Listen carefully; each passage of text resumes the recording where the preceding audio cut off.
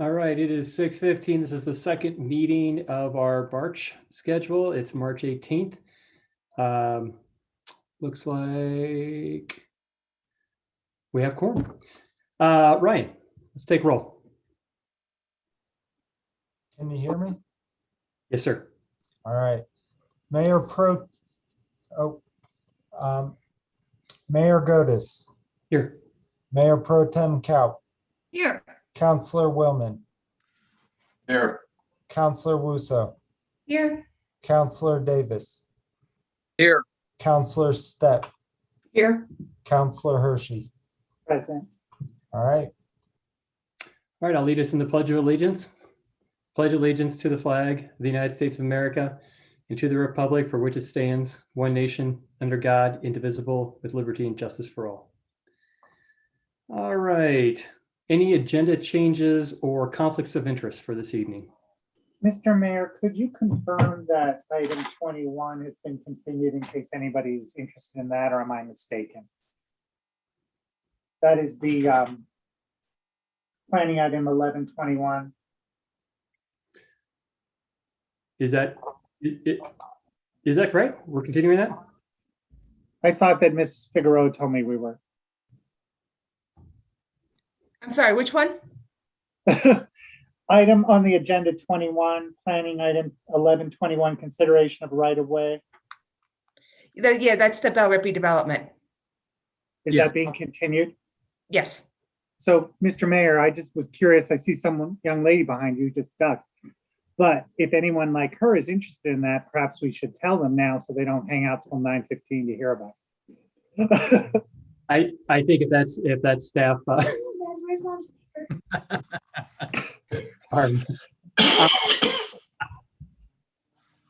Sorry. I believe it's in the staff report in red That it's that we were continued. asking to move it to the next meeting. Okay, I'm just trying to confirm that, Madam City Manager, so that should there be anyone in the public interested in that item, they'll know that it's on in April.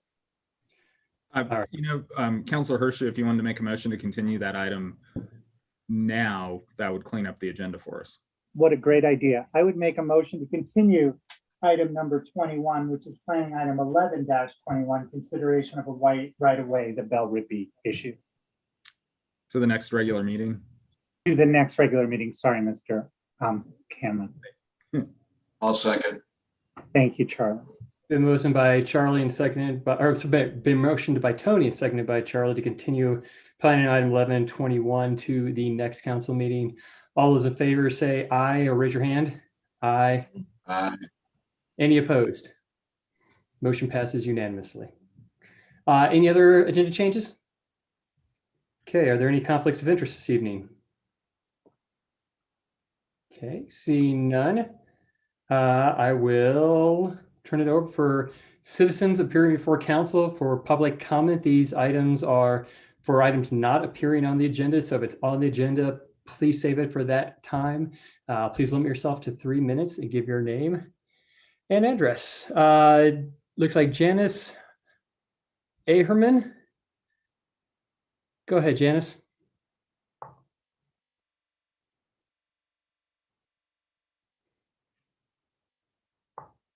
Janice, are you with us? She's I was planning on attending the Oakert Townhouse meeting. So now that that's been moved, I will wait until that comes up at the next meeting. Okay. Thank you very much, Janice. Anybody else from the public?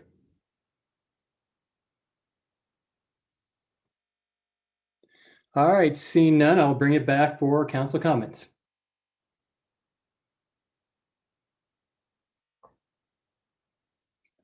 Charlie, then Paula.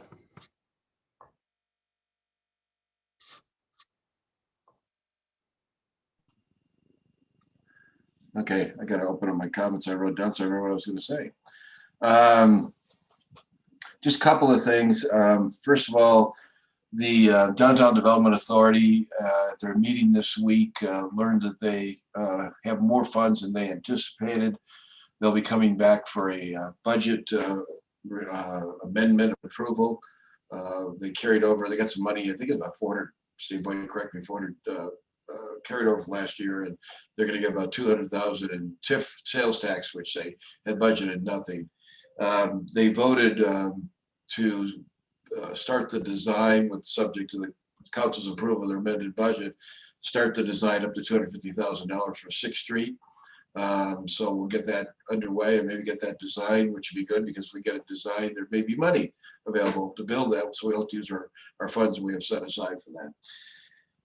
Second thing is you might have seen in your emails today, there is House Bill 21-117. It's pending before the legislature. That's the one that would allow us to have more flexibility as a municipality to have affordable housing or those types of matters.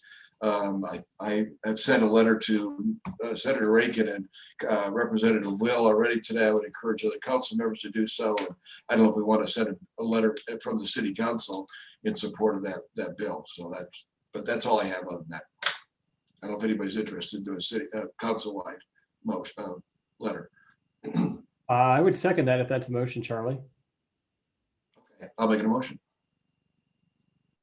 Okay, and your motion is to send a letter of support to our state delegation? Yes, our local representative and senator. Awesome. Okay, been moved by Charlie, seconded by myself. Is everybody familiar with what we're asking to do and asking to take a vote on? Tony's not. Charlie, could you explain it just a little bit further?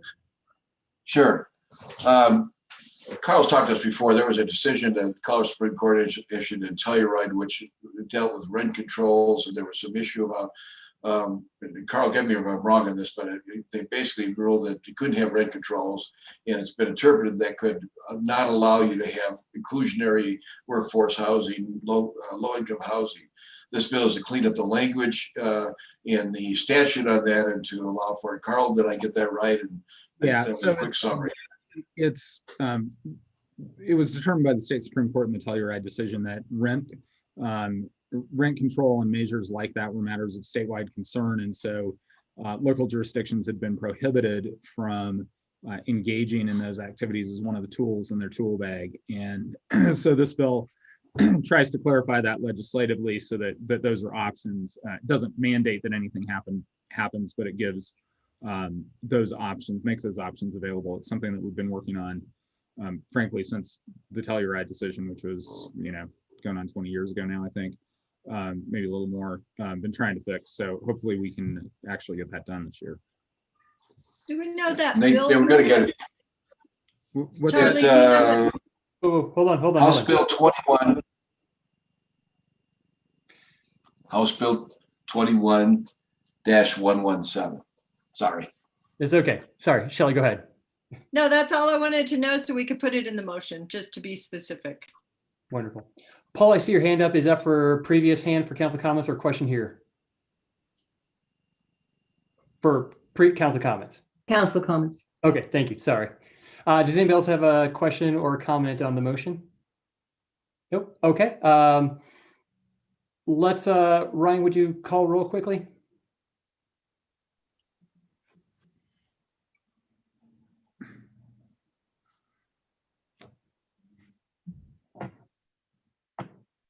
Mayor Pro Tem Cal, Yes. Councilor Hershey, No. Councilor Davis, No. Councilor Stepp, Yes. Mayor Godus, Yes. Councilor Wusso, Yes. Councilor Willman. Yes. It passes 5-2. Okay. And just to be clear, Carl, this is not, what they're debating at the state is not to impose rent control. It is only to get local options to Right. localities. We have greater local control at this level versus the state telling and dictating what we do at local level. Right, exactly. Carl, do you want to take a run at that letter or do you want me to do it? When are they debating it, Charlie? It's fairly soon. Tomorrow. It may be worthwhile to, if you have time tomorrow too. I promised my son I would actually spend a day with him. Okay. All right. Paula. Just a quick note, I've been going to the Glenwood Canyon Restoration Alliance meetings, and a bunch of things are lining up right now with some great leadership from Roaring Fork Outdoor Volunteers. But one of the things that are coming up that I just want the community to be aware of is right now they are scheduling some kind of trail help on some of the trails in the canyon that people can volunteer for. One is tentatively scheduled for May 22nd for No Name Canyon. That's the Jess Weaver Trail. One is June 5th for Grizzly Creek Trail. And then way off into September, they're looking at Hanging Lake and spending a day repairing on that trail. So just so the community knows, if they want to get involved, they could definitely contact Roaring Fork Outdoor Volunteers. They can get signed up and be a part of that. Day of restoration from our Grizzly Creek fire. Thanks, Paula. I just have any other comments? Okay, I will just say, I just want to encourage everybody to get their vaccine. I believe at least everybody on this screen, city council and staff that I see has either had it or is eligible as of tomorrow with the 401c3 or whatever the next item is. So I just want to encourage everybody to get it. If you don't get it because you have vaccine hesitancy or you have a philosophical problem with it, that's obviously your right, but that does prevent us getting back to normal and living a normal life post-COVID. If the CDC has made recommendations that we can hang out in proximity to each other in closed rooms, and for our council meetings, that means we all need to be vaccinated. We can't have herd immunity among ourselves. We all need to be vaccinated against each other and with each other. So if there's one of us that had a problem with that, then none of us could meet together. And so for the economy, for our lives, for small businesses, for schools, please get vaccinated. And lastly, I just want to wish Christian's dog a healthy and speedy recovery.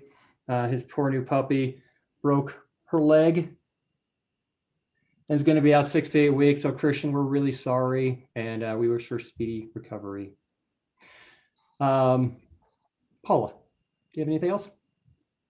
I did. I forgot one other thing. We are members of the Associated Governments of Northwest Colorado, and I think our dues are up. And I just didn't know if that's worth a council discussion on being part of that organization within the near future. If not this year, if we continue this year, but maybe next year. I just think we are members of different organizations, and we should look at that as part of our budget of where to be involved. And Deborah's raising her hand, so maybe we paid it already, but it just kind of came up recently. Go, Deborah. There's a good chance we have paid it already because it was in the budget. If that is something you guys would like to look at when we do the 2022 budget, that's what I would recommend, because by far, I mean, we've probably paid all of those now for the year. And that's fine. I just thought we should bring that up and discuss these things. I think if we haven't, let's put it on the next agenda. If we have, it doesn't have to go on the next agenda, but maybe a future agenda, not for just AC and G, but there's other groups that we belong to. And I think it would be good to see, you know, what our fit is with that, and things like Club 20 and CAST and other outside groups that aren't our specific boards and commissions. I know, Paula, you had suggested that we potentially look at a sustainability commission or board. And, you know, I think given that there's only 7 of us, maybe some of these outside boards or commissions need to be examined for just workload for all of us. So happy to have that conversation. Maybe the next agenda or two, if we get 10 minutes or so on that. We can certainly do it then. The budget is the most logical time to do it. This way you're tying it to everything else. But if you'd like to do it before then, we certainly can. No, that's fine. Any other council comments? Okay. We need to approve the consent agenda. Charlie? Yeah, thanks. I just want to raise my hand on that. I sent in a couple of changes to the minutes of a couple of meetings or things that just weren't quite clear. Ryan, did we get those changes made? Yeah, I can answer that, Charlie. I do have the changes made. I haven't reposted the agenda because it messes up all the page numbers and everything. And I have to write an email saying exactly what you asked us to change and how and why and stuff. So I have not done that yet. So the minutes there was a minutes of last meeting and they had, can't remember, there's two things that were wrong the way it was stated. One was I had precluded myself from hearing that item, I think it was 10B, and it said I voted for it, or I can't remember what it said, but it didn't say I had just disqualified myself because of a conflict. There's one other issue on last meeting's minute, and there's one back in October, one of these old minutes, that there was something wrong in the motion. So That one was in November, and it said that the audit was thanks. passed instead of the audit presentation was passed. Yeah, it's supposed to be the audit was approved rather than the audit report or something was. So it's just the audit was approved, and then that was on the conflict of meeting I had the last meeting. It was what, Steve, what was the other one I had for last meeting? Don't remember off the top of my head. There were a couple. I don't think they actually changed anything really. They were just clarifications. And I think we were going to try to handle those as kind of Scrivener's errors. All right. So with those changes, as the council understands, there might be some minor changes to those 2 minutes. I would move for approval of the consent agenda. I'll second. All those in favor signify by saying aye and raising your hand. Aye. Aye. Any opposed? Tony, I saw your hand flash. Is that okay? Sorry. Okay. Motion passes unanimously. All I was right. for it. Thank you, Mr. Mayor. Okay. Thanks very much. Next item, South Midland progress report. Who do I need to promote? That's me, right? There we go. Oh, shoot. I'd bring over Terry.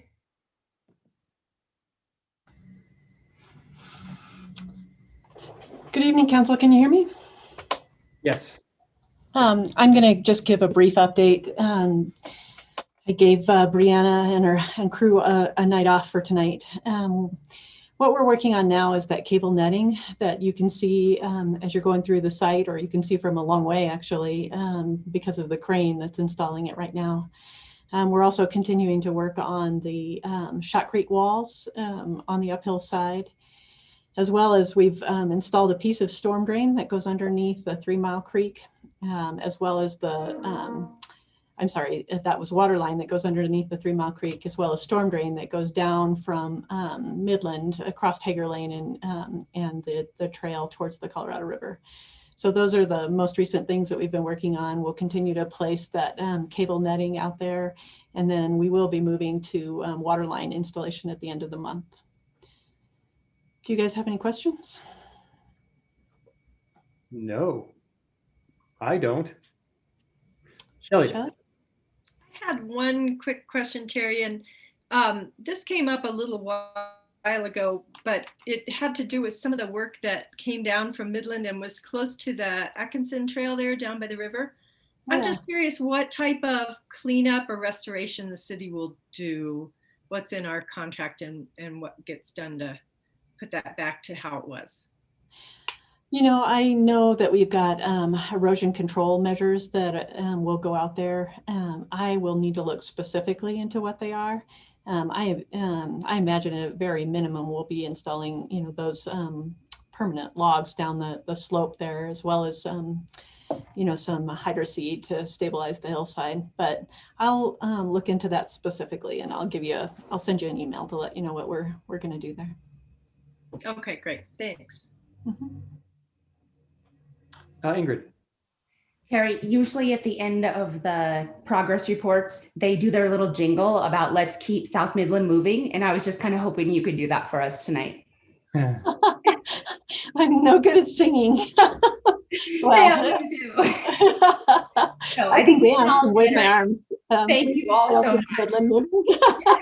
Thank you for continuing the progress. Yeah, I know. Brianna's awesome, isn't she? She is. All right. Anything else? Terry, thank you very much. Traffic control's been going really, really good out there. Charlie, I think, had a good experience today that he relayed to me. I've heard nothing but mediocre to good things about the holds. And so check it back in 6 months, but for right now, I think people are pretty happy. Go ahead, Shelley. Yeah, thank you. Now you reminded me of one other comment that I got from a member of the public, and that was about the, apparently there haven't been any flaggers at the roundabout at 27th and Midland. And I guess that gets backed up a little bit. So I did get that comment that occasionally if they can, if the traffic backs up that far, if they can have flaggers near the roundabout, kind of keeping that from just clogging up, that might be. Yeah, that's a great something suggestion, Shelley. And when we did have that gas break out there, that was the first thing we did was move flaggers to the intersection. But you are correct. I drove the site today, middle of the day, and I did see a couple of cars staging in the roundabout. I will remind them of that. Okay, thanks. Mm-hmm. All right. Any other comments, questions? Terry, thank you so much. We appreciate that and appreciate giving everybody else the evening off to present that. Yeah. Let's see. Next item, introduction of Cheryl Strauss, Executive Director of Garfield County Housing Authority. Cheryl, I will promote you. There you go. All right, Cheryl, bottom left-hand side, if you want to unmute yourself and get on video. If you don't want to get on video, you can just unmute yourself. That's okay, I do video. So I just wanted to introduce myself. I am the new Executive Director here at the Garfield County Housing Authority. And of course, one of our goals is affordable housing. So I wanted to let the council know that the Housing Authority is very interested in affordable housing in the Glenwood Springs area. We are actually supporting, we have letters of support out for at least one of the developers in the Glenwood Springs area. I have been contacted by a second one that we're hoping to be able to provide a letter of support as well for the affordable housing. We've been doing the affordable housing, and of course we do the HUD Section 8 voucher, the Housing Choice voucher, as well as VASH. We also have foster youth program now, and we just got mainstream vouchers, which are vouchers for those disabled people who are from the ages of 18 to 61. And so we're trying to get some more vouchers in the area so that we can help with affordable housing on the HUD side, as well as the affordable housing for like employee housing, those kinds of things. On the affordable housing side, we have been doing the affordable housing, administering the program, the affordable housing programs for Garfield County and Carbondale since 2012. We did do it in Glenwood for a while, and we wanted to offer our services back to Glenwood if they would, if they're interested in expanding the affordable housing. The Housing Authority is very interested in offering both our services and our knowledge for those kinds of things. So I just kind of wanted to let the board know who I was and what we would be willing to do, and if there were questions that I might be able to answer tonight for everybody. Paula, then Ingrid.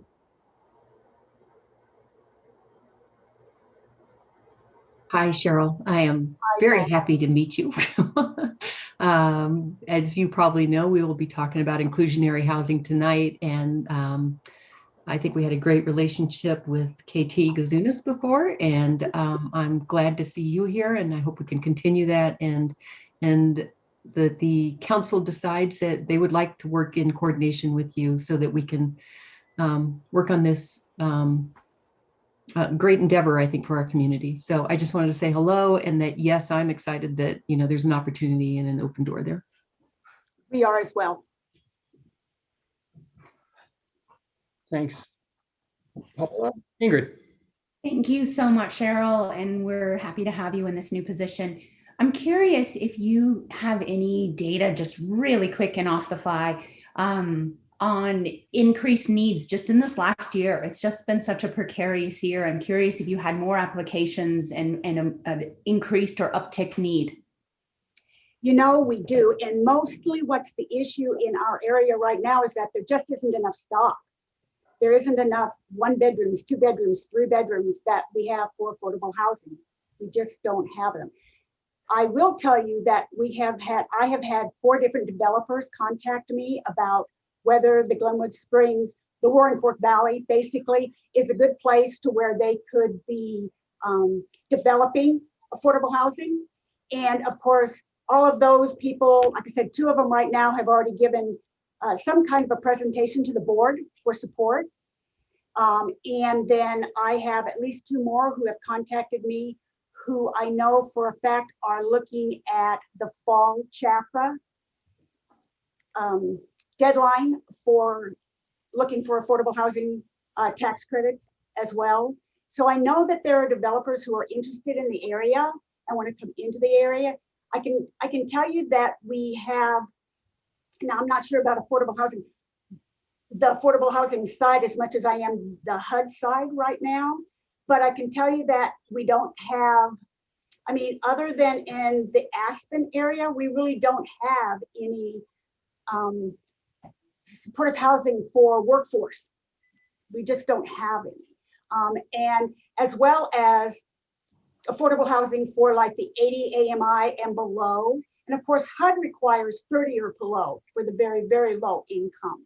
But that middle range is being missed. It truly is. Between, you know, the 100 AMI and the 30 AMI is where it's actually being missed. And that's where we're trying to support developers who are coming in who have a strong pro forma, you know, and who can bring to our board some kind of a plan that will work both for the housing authority, the developer, and for not just the county, but the municipalities who they would be building in.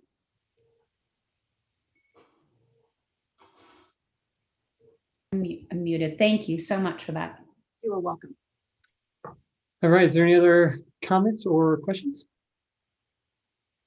Cheryl, thank you so much. We really appreciate you stopping by, and we hopefully will have some inventory in the next couple of years to talk with you about. That would be great. We would be happy to help in any way we can.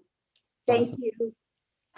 Thank you very much. All right, next item, item 13, Transportation Commission appointments. Charlie or Shelley, I think this is maybe you, maybe Terry, maybe a team effort. Charlie, do you want to take it or you want me to? Okay, these are both appointments are reappointments of existing commissioners. We have John Stevens and Robert Gavrell, who have both served on the Transportation Commission. They're doing great. The commission's very active. Rob is actually serving as our chairman right now. So I believe Charlie and I both are recommending that they are reappointed to the board. Is that a motion? Do you need a motion? I would move that we reappoint John Stevens and Rob Gavrell back to the Transportation Commission. I'll second. All right, been moved by Shelley, seconded by Charlie. All those in favor signify by raising your hand and saying aye. Aye. A lot of hands up. Any opposed? Seeing none, motion passes unanimously. Thanks, guys. Appreciate it. Thank you, Rob and Mr. Stevens, excuse me, for volunteering again for that commission. Financial Advisory Board appointments, that would be Charlie or Paula, correct? I think Paula did the interview, so I'll let her take that.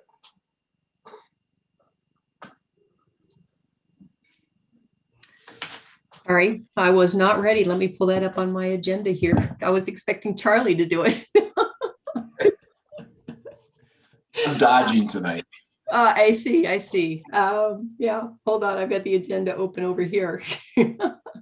We can probably jump to the Vail Bowler appointments if you need a minute, Paul. Is that? Jump to that- Vail and I'll pull I this can one just up. tell you real quick that I think Dan Sullivan and Catherine Taggart reapplied. That's what I needed. Thank you, Steve. I appreciate it. Last time Yeah, I both. just- There we go. And is Thank it your you. recommendation that we reappoint those existing commissioners? Yes, yes. Both of those have been serving with us for a while and are active participants and have been very much appreciated in their previous terms. They are both second term appointments. So this will be their last time with us. And I think, Steve, correct me if I'm wrong. Correct me if I'm wrong. Steve, we've been going back and forth because I think we still have one position to fill, but we do not have candidates yet to fill that. So this could come back to us again, similar to the tourism board. And that's exactly right, Paul. We've had a couple of people that have gotten applications. I haven't seen anything come back in yet, but right now we have 6 financial advisory board members seated. So I'll second Paul's motion. thank you, Charlie. Paula, seconded by Charlie to appoint Catherine Taggart and Dan Sullivan. All those in favor signify by saying aye and or raising your hand. Aye, hands raised. Any opposed? All right, seeing none, motion passes unanimously. Thanks, everybody. Thank you also, Dan and Catherine, for re-upping for another term. Vail board appointments. This board has a lot of vacancies. Guys, we need to really recruit for this. Councilor Hershey. That's right. There's a lot of vacancies because nobody wants to work with me. But we've got one person who just applied and she was great. We interviewed her on Monday, a week ago Monday. No, Monday. Well, whatever the first Monday in March was. It's all a blur. Like your background. Well, it's not a background. I'm just blurring so people can't identify where I am. I recommend it, Steve. Is our representative? I don't see. Are you the representative, Tony? No, I'm the representative. I just didn't see anyone from the police or from the board present, like our chair. So we would like to reappoint this new person, and we're still trying to find more people. And who is this person? It's in the thing. Sorry. Ago, 10 days ago. Putting you on the spot. Isn't it in the packet? Ryan? Yeah, it's Deborah. It's Melissa Jones. Yeah, thank you. Melissa Jones. She recently came here. She works in Aspen for a title company. Her brother-in-law is a police officer, so she has a lot of information, a little experience with law enforcement. So for those of you who don't know, the Vail board is the victim assistance board. So like if my bicycle's stolen and it's not recovered, I can make a claim with the Vail board and get money back. The funding from this in the state courts and in the municipal courts is funded through fines and costs and fees that are paid by defendants. So it's a really good fund that can reimburse victims of crime. So this young lady who has some experience or certainly some exposure to law enforcement, and I think her fiance or boyfriend lives here too, and he's also works in the mortgage business. So they're living in Glenwood, and it sounds like they're long-term. And we're just happy there's people interested. It is a hard board. We meet very early in the morning on Monday, the first Monday of the month. So, but it's really important to have, I can't vote on them, but to have the board there to go through these claims and stuff. So I recommend that we approve her, and I would make that motion. I'd second that. Thank you. It's been motioned by Tony, seconded by me. All in favor of appointing Melissa to the Vail board, signify by saying aye or raising your hand. Aye. Aye. And maybe we could take out of the minutes that I forgot Melissa's name. And also, if any of you know anybody who's interested, it's only once a month. It's interesting, and they can talk to Glenwood Police to apply. We certainly need people.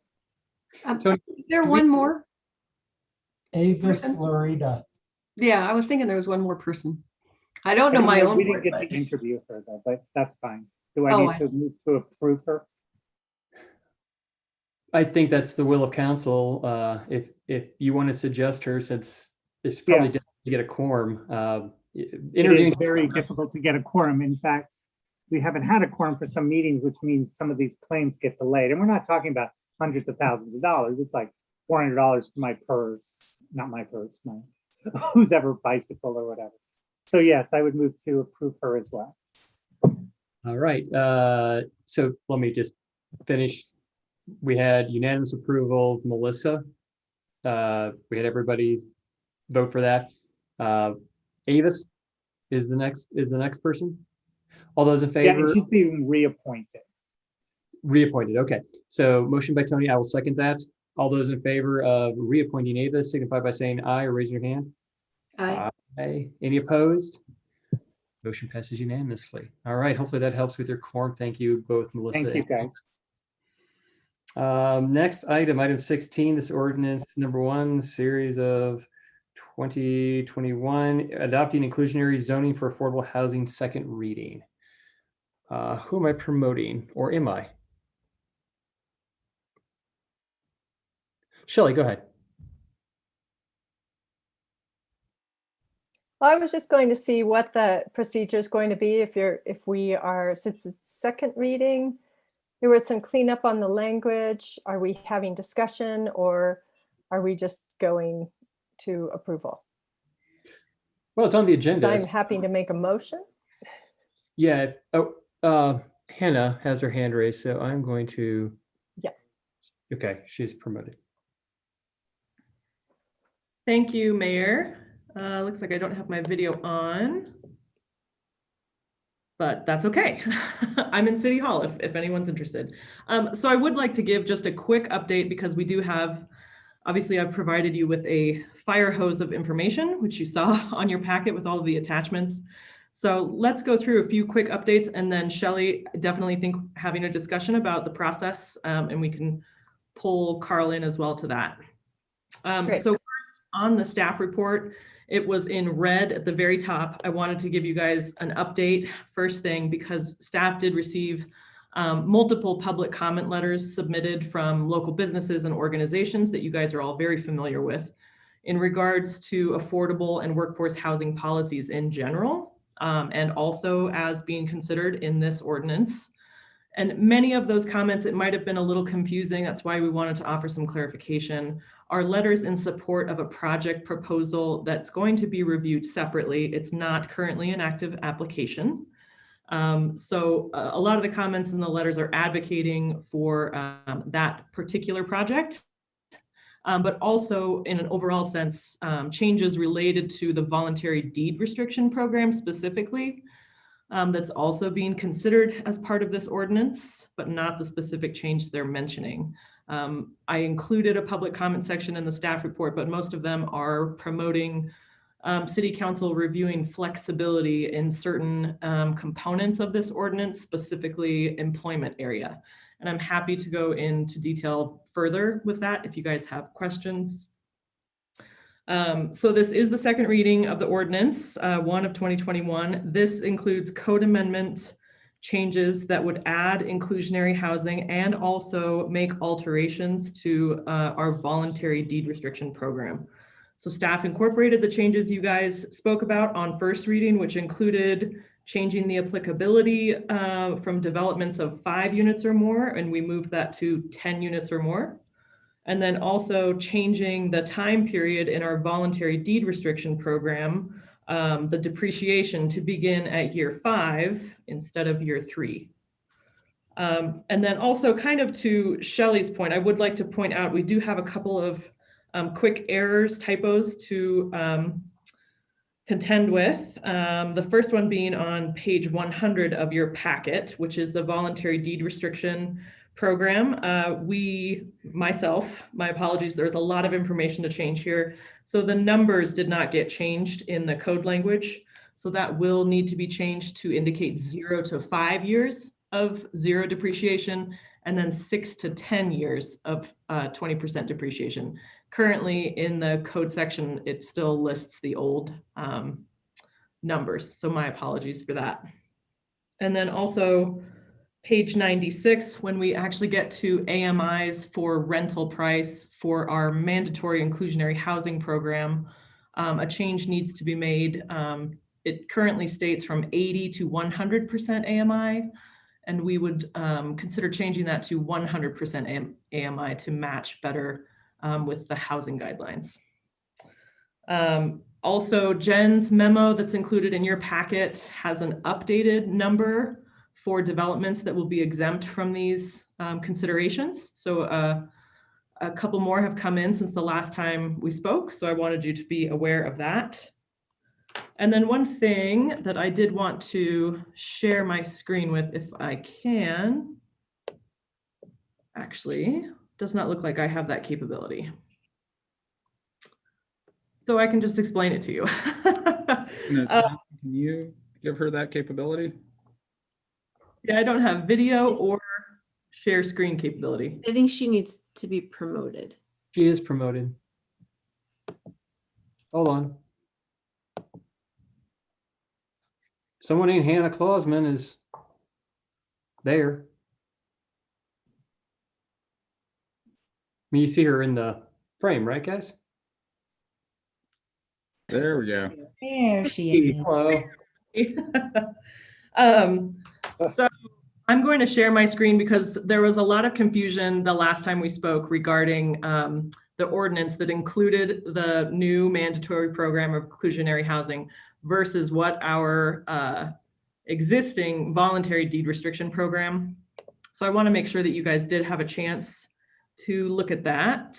And interesting, where's the PDF? There it is. Is everyone able to see that? Yes. Okay, perfect. So I just thought it was worth comparing side by side because there was confusion from the public and also just the way the ordinance is written that we're considering both of these at the same time, and they have very similar language. I wanted to make sure that we all had a good understanding of the differences here. So I have broken down in these categories the inclusionary housing ordinance, which is the item we're discussing right now, which is proposed, and then our voluntary deed restriction program, which is existing, that's going to be in the same section of code. So we have the occupant qualifications, and you can see the categories of retired individuals, students, those that are self-employed, and disabled persons, and you can see who qualifies in which program. And also very important, employment area. Currently, these are different between the two. Our inclusionary housing ordinance has the city limits prioritized and then has a tiered program, which I'm sure we will be discussing, that goes to 81601 and then after that to 30 miles out.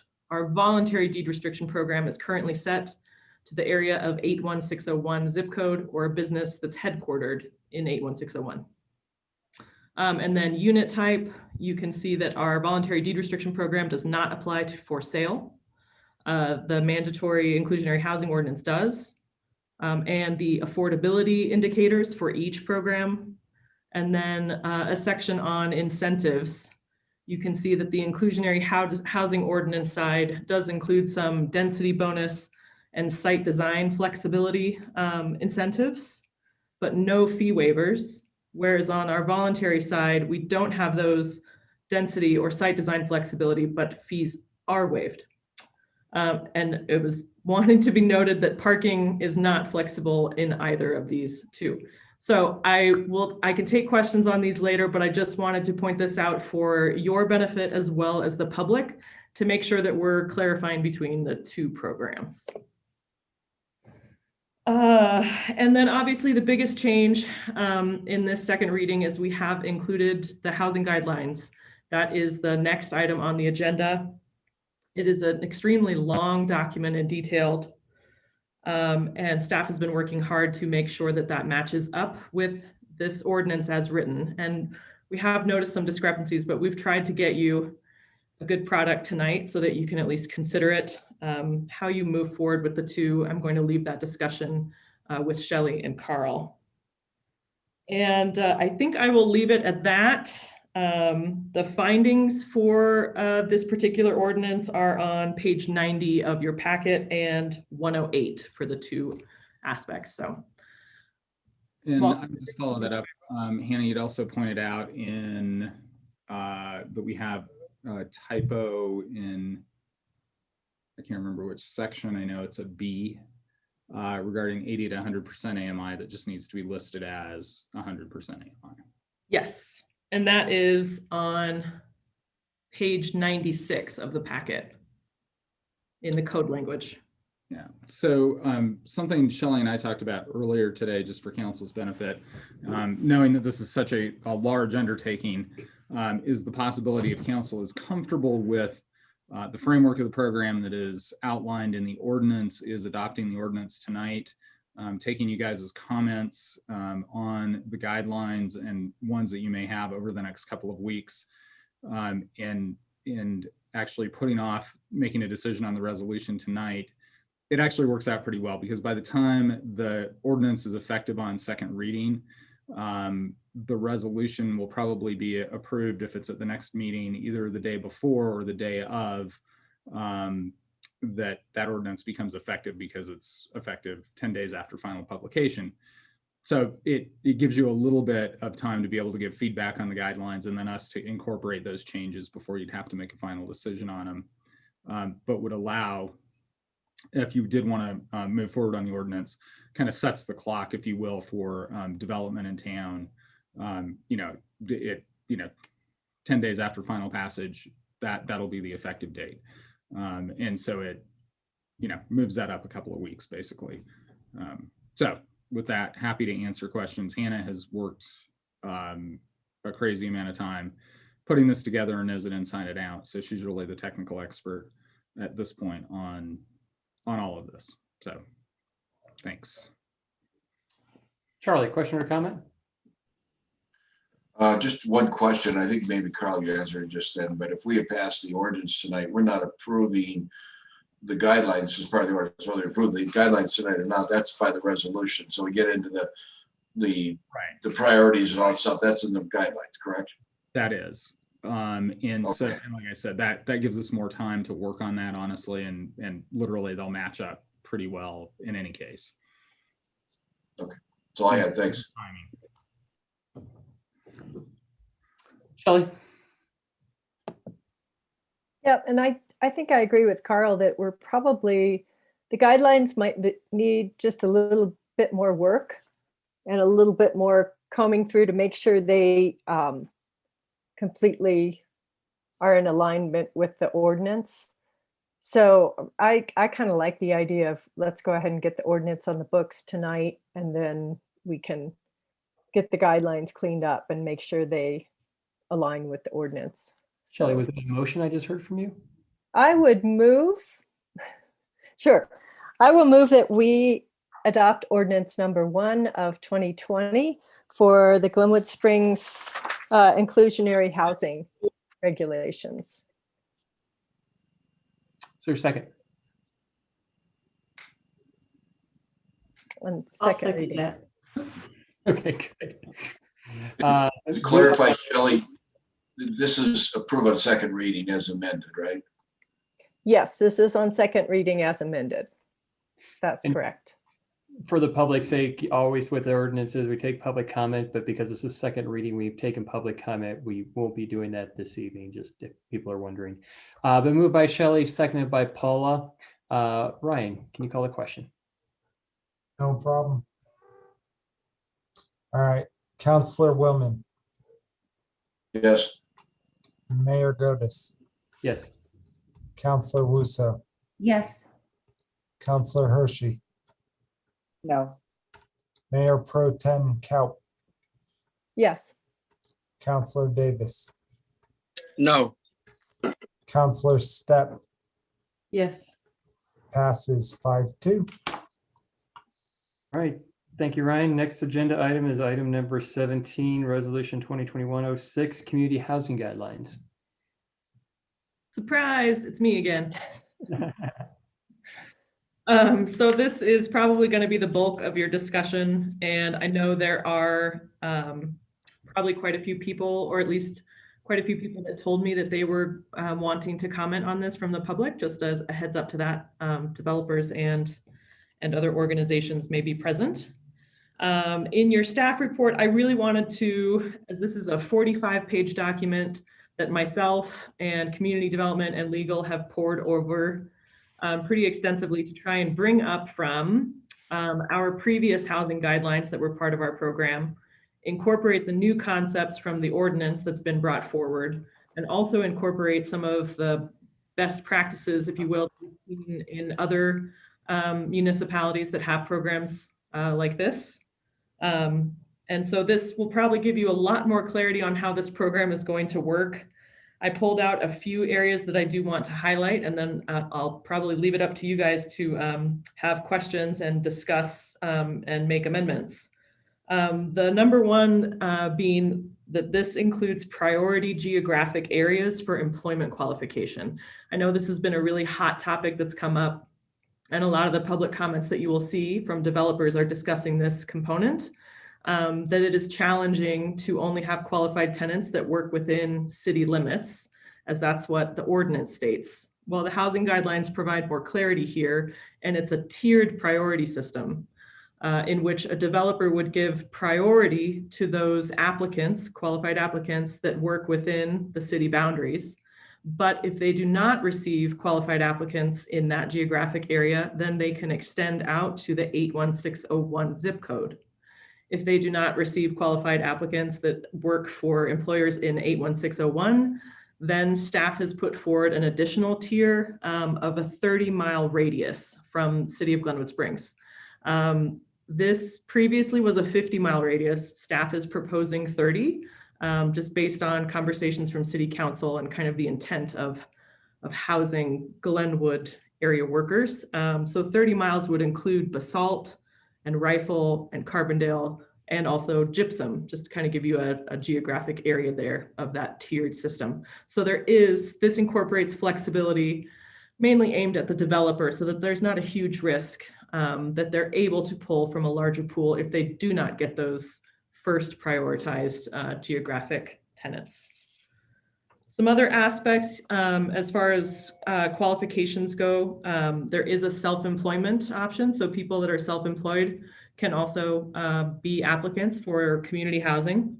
And there's a leave of absence. This is for a for sale unit, so it could be extended up to 2 years to allow some flexibility there for things in life that happen. So an owner of one of the community housing units could apply for a leave of absence of up to 2 years and be able to rent it out to another qualified applicant during that time, but then come back to their house. Some other aspects that pertain to the units themselves, which I think is very important in your consideration, is what's being referred to as the mix of units. And there's a lot of language in the guidelines that states these community housing units need to mirror or be very similar to type and quantity of the market rate units that are also a component of the project. So it specifically states a mix of units for community housing shall closely mirror the mix of bedroom configuration and housing type of the market rate units in a development. So this is basically just allowing for a development that comes in that, let's say, has 3 types of housing and a mix of different bedrooms, that all of the community housing units don't end up being 500 square foot studios. So it needs to kind of match and be a little bit more, it needs to match the distribution of the market rate units as well, so that you don't get that one area that's concentrated for the community housing units. I did get some questions regarding this next item in the staff report. It does allow for 50% of the required community housing units can be met with the restricting of existing units.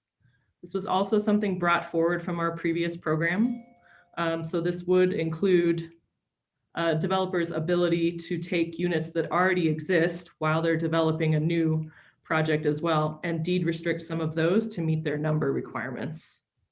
I know there might be some concern there regarding, how we monitor the quality when we're adding maybe older units to meet the number for community housing, but they would also fall into the unit quality section of the housing guidelines that lays out some base standards of amenities and things of that nature, and also additional language stating if your market rate units have air conditioning and other amenities, then there is the expectation that your community housing units will have those as well.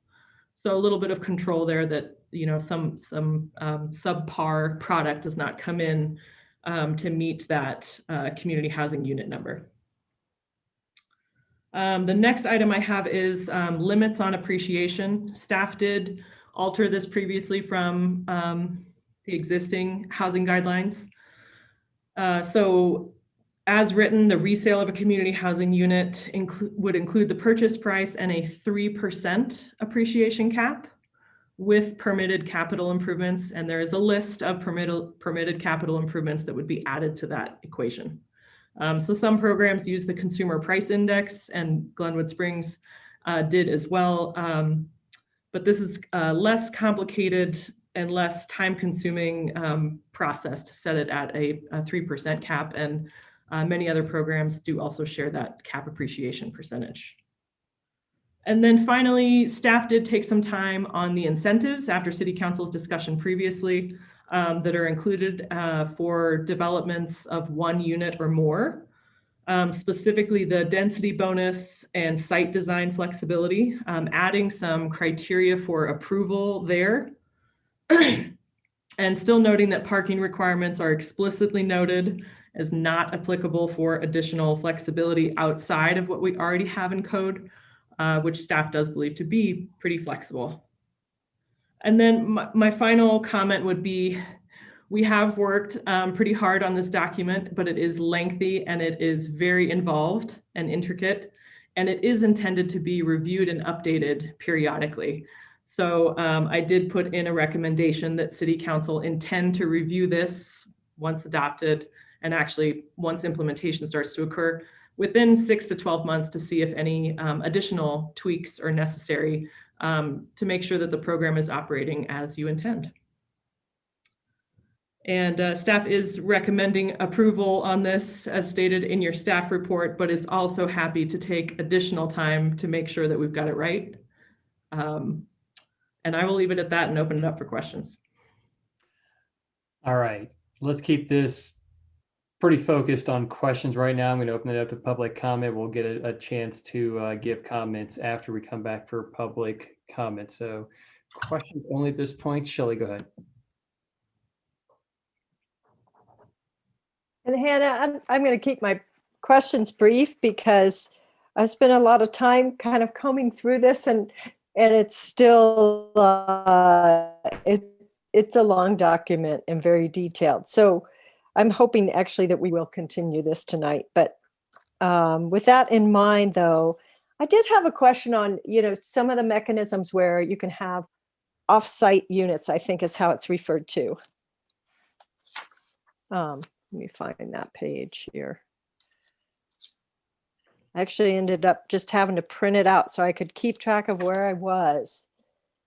And for the mitigation, I have a flow chart on the whiteboard over here of packet page numbers and great. Yes, that's what it would take. But when you look at offsite housing applicability and you're able to dedicate that, it does say in there, I think it's in criteria for offsite is that they cannot be existing residential units. So I was trying to kind of weigh that with the fact that it said in the ordinance that you could use existing units. And so how would existing units be on site? Or is that just something that we need to get resolved as this is worked on? And Shelley, it's part 2 criteria, but what letter is it specifically? It's under H. H, thank you. H number 4. H4, it's on page 136 of the packet, but it's page 13 of the guidelines. You are absolutely correct. It does state for the offsite mitigation, which is allowing a developer to, if they, for some reason with the criteria provided, if it doesn't fit on their proposed site, provide it elsewhere. But that also under H4 says that those offsite units would not be existing residential units. I think that is something that I'm going to want to take some additional time if I've got it. It might be that offsite and existing residential units are not mutually exclusive. Okay. So you could, I'm just thinking in my head, you could have a project that's adding units to a site. So the existing units would be considered on-site. Okay, so some kind of, yeah. It'd be interesting to know those scenarios, and I think that's something maybe that council needs to consider is, do we want to allow existing units to be able to satisfy that? And we're not ready for a motion yet, right, Mr. Mayor? Yeah, no, we're still Ready for doing comments. questions and we're going to take public comment and then we'll bring it back for motion. Okay, thanks. That's all I have right now. Any other questions? All right, we'll turn it. Oh, sorry. Go ahead, Paula. You bet.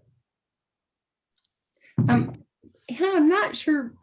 I didn't really kind of run across this again. It's a long document and it might not even apply in this particular community housing guidelines, but we passed a approved development recently where there was a requirement because of the size of the property to have a variety of units available.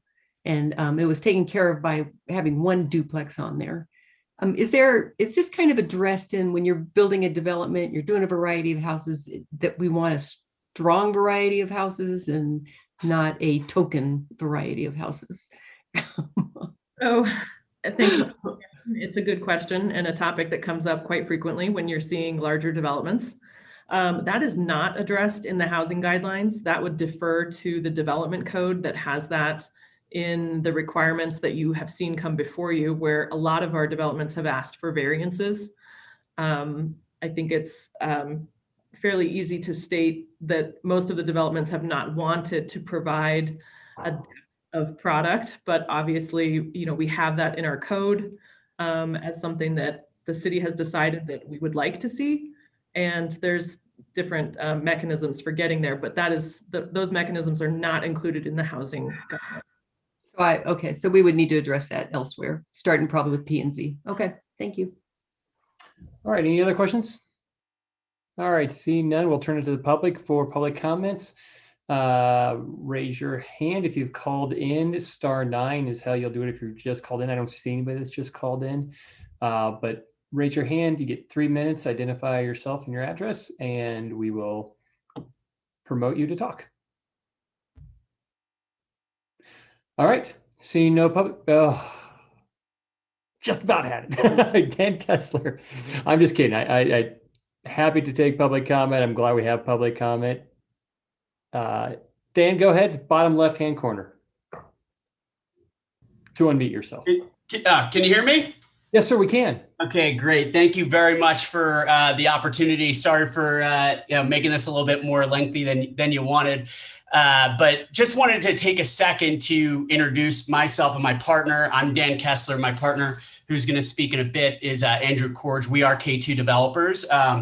And a lot of the letters that were submitted were on our behalf. And it was really around the whole notion of expanding the employment area of the voluntary deed restriction program beyond just Glenwood Springs. And I know Andrew's going to be talking about that in a second, but just to introduce ourselves, we're social impact developers with a primary focus and mission on solving the affordable housing crisis for our essential workers. With our first effort really focused on this great city of Glenwood Springs, with converting the Affordable Inn on Highway 6 to workforce housing. We launched this company during the pandemic, and after personally witnessing just how hard it is for our community's essential workers to find a nice, dignified place to live, as Cheryl Strauss pointed out, the middle range is just being missed. After graduating with my MBA from MIT and spending years working in private equity real estate, I worked on the front lines of hotels as a housekeeper, literally scrubbing toilets, cleaning rooms, and seeing just how hard our front line works to provide a better life for all of us. In that regard, we're very excited for this project because we want to bring this whole motel we're going to convert to 62 units of employee housing and really make it beautiful development, an existing kind of tired building. And we're very honored to have the community's support of our Valley View Hospital, RAFTA, Glenwood Springs Chamber Resort Association, Hotel Colorado, Glenwood Caverns and Iron Mountain Hot Springs, who sent in letters on our behalf really advocating for this flexibility in the voluntary program, so that our project can really succeed and that the projects of others who may endeavor to do the same could succeed. And these community leaders, as you all know, are very, very busy people. They don't just write letters of support to the, on the public record. They're doing it because they desperately, desperately need it.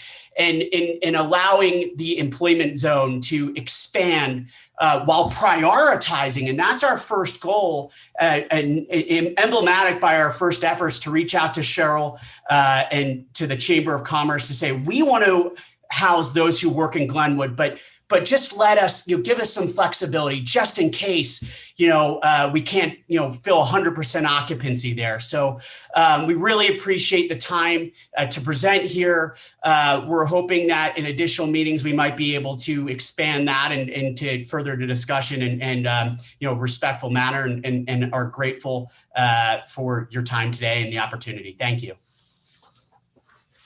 Thank you very much. Appreciate those comments. Right, I need my screen back. Doug Pratt. Hi, my name is Doug Pratt, and I have seen most of you in council before, but I'm a land planner in the Roaring Fork Valley, and just wanted to call in and support some of the incentives that the previous speaker was talking about. I'm also working with the Affordable Inn Project, but maybe more generally, as you go through these housing guidelines and create adaptations and look at it over time, I think one of the main goals of workforce housing, inclusionary housing is really, at least in my opinion, needs to be housing security. So as much as you can do to provide housing security for the folks living in this type of housing. So if that means an employment base that is larger, if somebody loses a job, they have an opportunity to find a job without losing their housing by having maybe a bit of an expanded employment base. So I know I kind of said this in a letter and I'm just really re-emphasizing it, but truly if the goal is housing security, just try and implement guidelines that provide housing security, because if people do lose jobs, if they need to move on, I think we've all over the years, at least I have, considered the Roaring Fork Valley my home. I'm not saying you should allow employment base to be the entire valley, but we've certainly worked from Aspen to Parachute to Eagle, and lived in Carbondale, Basalt, and south of Glenwood Springs. So it's our regional home. We do regional work. So just be aware that the more limiting, the factors are for employment base, the more insecure the housing is. So I give you kudos for expanding the housing base on the inclusionary housing. I don't know if you have an opportunity to expand the housing base on the voluntary housing program, as this guideline and the ordinance kind of overlap a little bit. But those are my comments, just to really emphasize, put an emphasis on housing security when you put this information together for future housing developments. Thanks. Thanks, Doug. Appreciate it. Mr. Andrew Corgay. Sorry, correct me. Corge is good, but you can call me Corgi if that feels better. Thank you for your time, everybody. Great to meet the council members and the mayor here. As Dan mentioned, my name's Andrew Corge. I did that. Sorry, guys. Do I get to restart my clock or? Go for it. You do. Okay. So I don't know if you could hear me, but my name is Andrew Corge. I'm one of the partners here at K2 Developers. And our project at the Affordable Inns, which will be proposed in the coming weeks, is to reposition the entire 62 unit asset into housing deed restricted to 80% of AMI. We want to voluntarily deed restrict the entire 62 unit building to 80% of AMI from a rental rate point of view. Given the deficit of 80% AMI units, it's clear this project would be a big win for the community. And let's face it, the Affordable Inns could use a little renovation.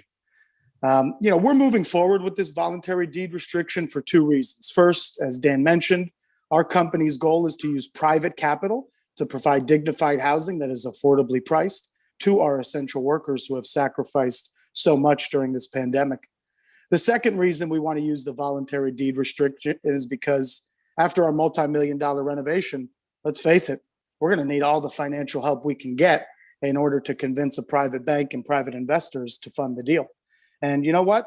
The impact fee waivers are just what the doctor ordered. Now, based on the community support our plan has received and all of those letters in your packet, it's clear this strategy would be quite unique here in Glenwood.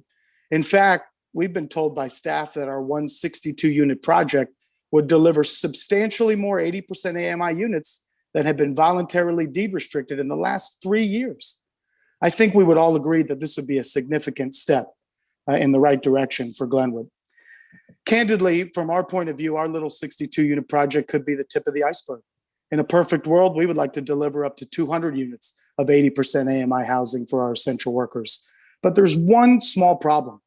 The way the code works now, the stringent occupancy requirement could prevent us from delivering dozens of affordably priced housing units. The way the provision works, if we don't successfully rent all of our units every single year to folks who work in 81601, we're going to suffer a major financial penalty in the form of having to pay back, a lot of impact fees or keeping units empty. Now, if we were luxury condo developers, we could write a $200,000 check to the city in 30 days, no problem.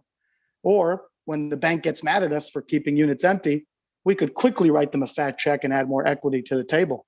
Because let's face it, if we were selling condos to the rich, we'd have a lot more money to do those things. Unfortunately, or fortunately, depending on your perspective, Dan and I have chosen a different path than selling rich people condos. We want to provide more 80% AMI units to the essential workers here in Glenwood Springs, but we request just a little flexibility in the occupancy requirement. If we could actually take the provision of occupancy in the involuntary AMI deed restriction and switch it to the voluntary, we would be able to deliver about 200 units of 80% AMI in the years to come right here in Glenwood. Thank you for your time. Thank you, Mr. Corge. I think Good. I got it right. All right. Yeah, you got it. There you go. Well, thank you very much for those comments. I just want to make clear, I wasn't trying to shut down public comment when I made my joke earlier about moving everything along. Definitely want to hear from everybody. If you have a specific project that is coming before us, and this isn't necessarily, I guess this is actually in response to you, Mr. Corge, and your partner, that might come before us. So we probably shouldn't hear about specific projects or items. If you want to talk generally about, and Mike, I don't know who Mike is, but he's next. So Mike, if you want to talk in general terms about the item in front of us, that's great. If you could avoid specific references to a property, that helps keep us impartial, because at some point we're going to have to weigh in on this probably in a quasi-judicial manner. So with that being said, Mike, whomever, you are up.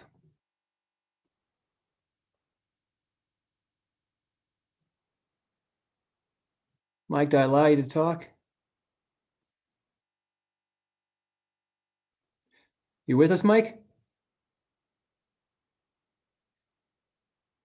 Bottom left is how you unmute yourself. There's a little microphone button. Okay, can you hear me now? Yes, sir. Okay, sorry about that. My name's Mike Patch. I am owner of Patch of Inger Construction, and I was required to participate in the original affordable housing program in 2004, 2008. Obviously, I have some major heartburn with the way everything went.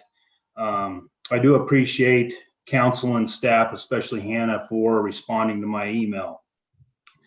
Back when we were required to participate, I truly believe that a few staff members at the city were using the veil of affordable housing as a tool to control and restrict growth. I'm not sure that is the intent of this board and staff today, but I believe it was then. When it comes to the topic of affordable housing in this valley, I reflect back to the 70s and 80s when I grew up in a coal mining family in Carbondale. It wasn't any more affordable then than it is today. It's all relative. My family made the choice to live, work, and raise their family here, and I'm thankful they did. It was a choice then, and it still is a choice today. I understand this community needs and is dependent on teachers, civil workers, and first responders, and there should be a way they can live where they are providing a service to the community. These occupations are vital. However, is it the responsibility of the developer to provide restricted housing for the restaurant worker in Glenwood Springs just because they meet the income criteria? I would disagree when living here as a choice. As a community, we were all asked to participate in the school district with the school district in funding affordable housing for teachers. So why can't the entire community, businesses included, be a part of the solution to help civil workers and first responders live in the community they serve? As a builder developer living in this community, I'm willing to do my part, but I would really like to see the entire community and local businesses participate equitably. My required contribution in my previous developments exceeded $100,000. I don't believe that was fair or equitable. It's easy to impose these restrictions on the developer and claim I fought for affordable housing in the community. But I challenge this board not to take the easy route. Come up with a program that allows the entire community to be part of the solution. If this is a community issue, then we as a community must participate in it.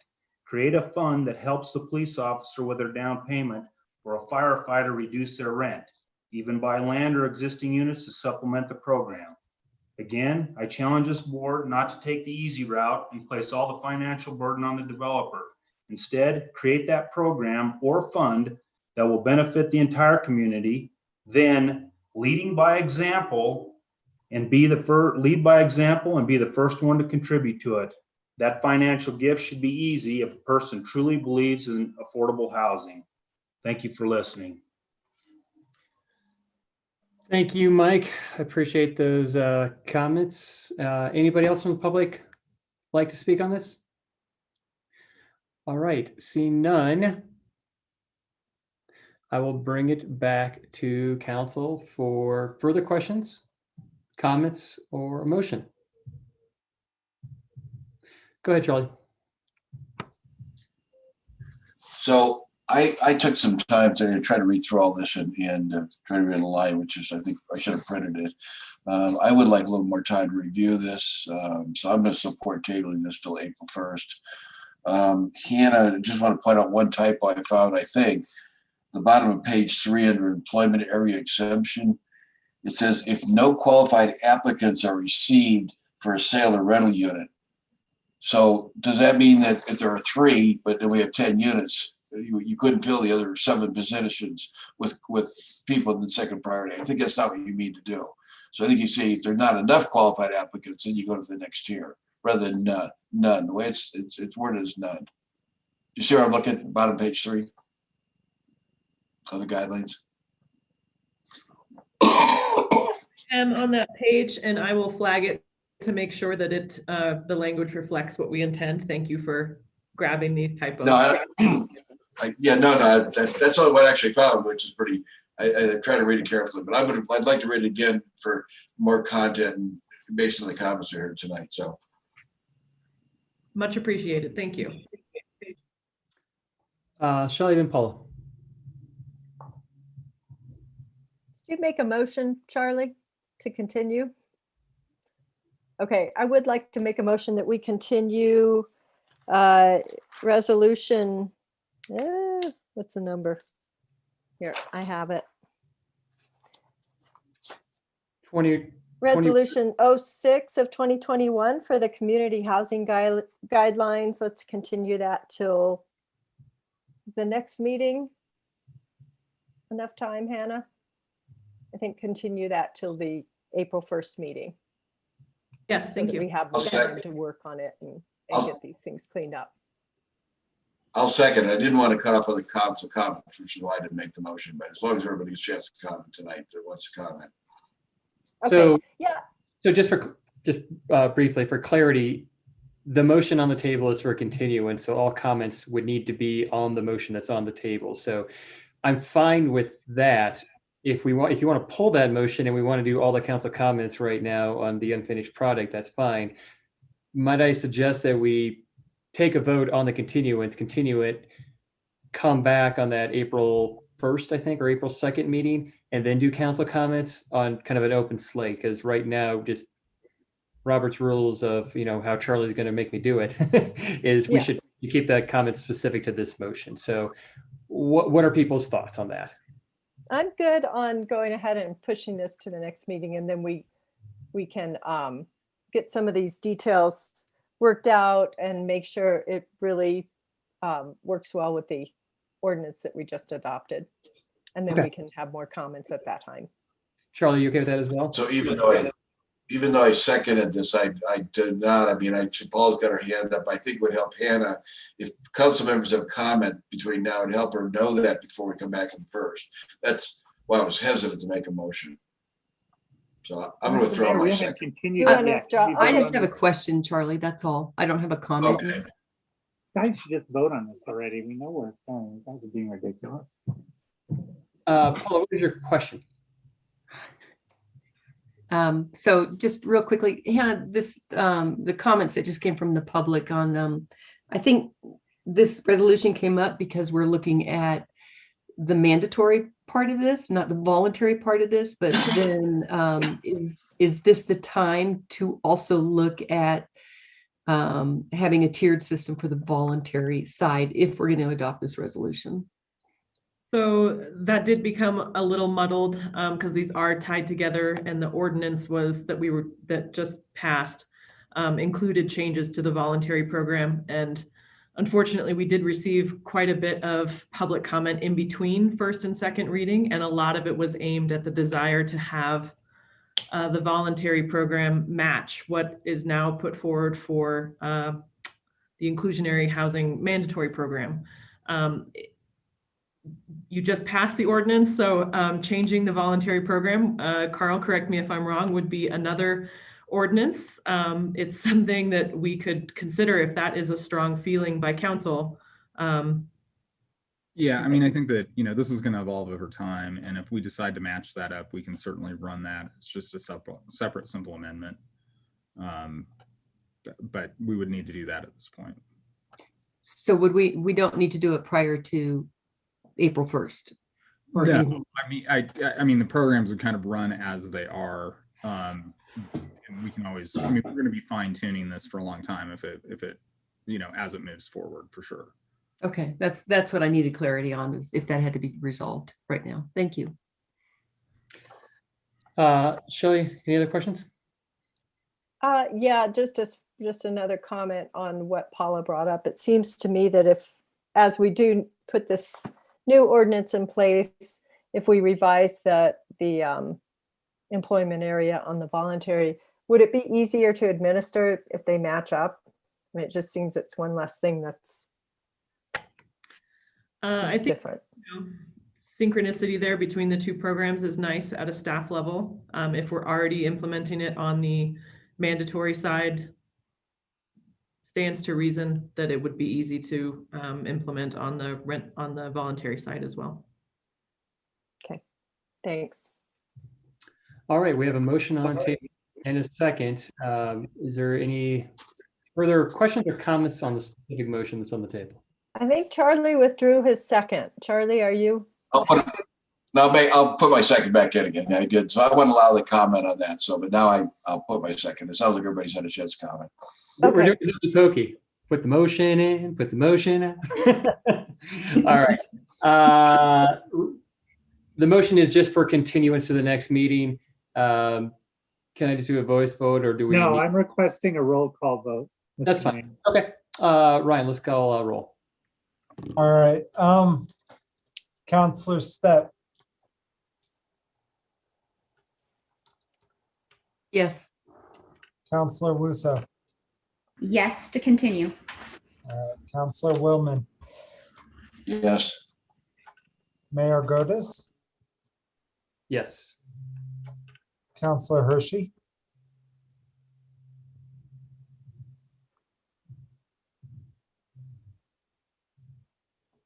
Tony, sorry. I wasn't muted, sorry. No to continue. Counselor Davis, Yes. Mayor Pro Tem Kaup. Yes. All right, motion passes 6-1. All right. Anna, could you send out a copy of just this document to all of us? Most certainly. Thank you. All right. Thank you for the people who called in and commented, and tune back in for the first meeting in April, which will be the first Thursday. We will at that point take it up for a motion and or council comments. Next item is item number 18, I believe. This is the 27th Street underpass. Ms. Parch. Hello, Mayor Godis. Could you please promote Mike Fowler, Nick Sen, and Jason James? And if it's okay, I'll go ahead and share a screen. Mike Fowler, whom else? Nick Sen.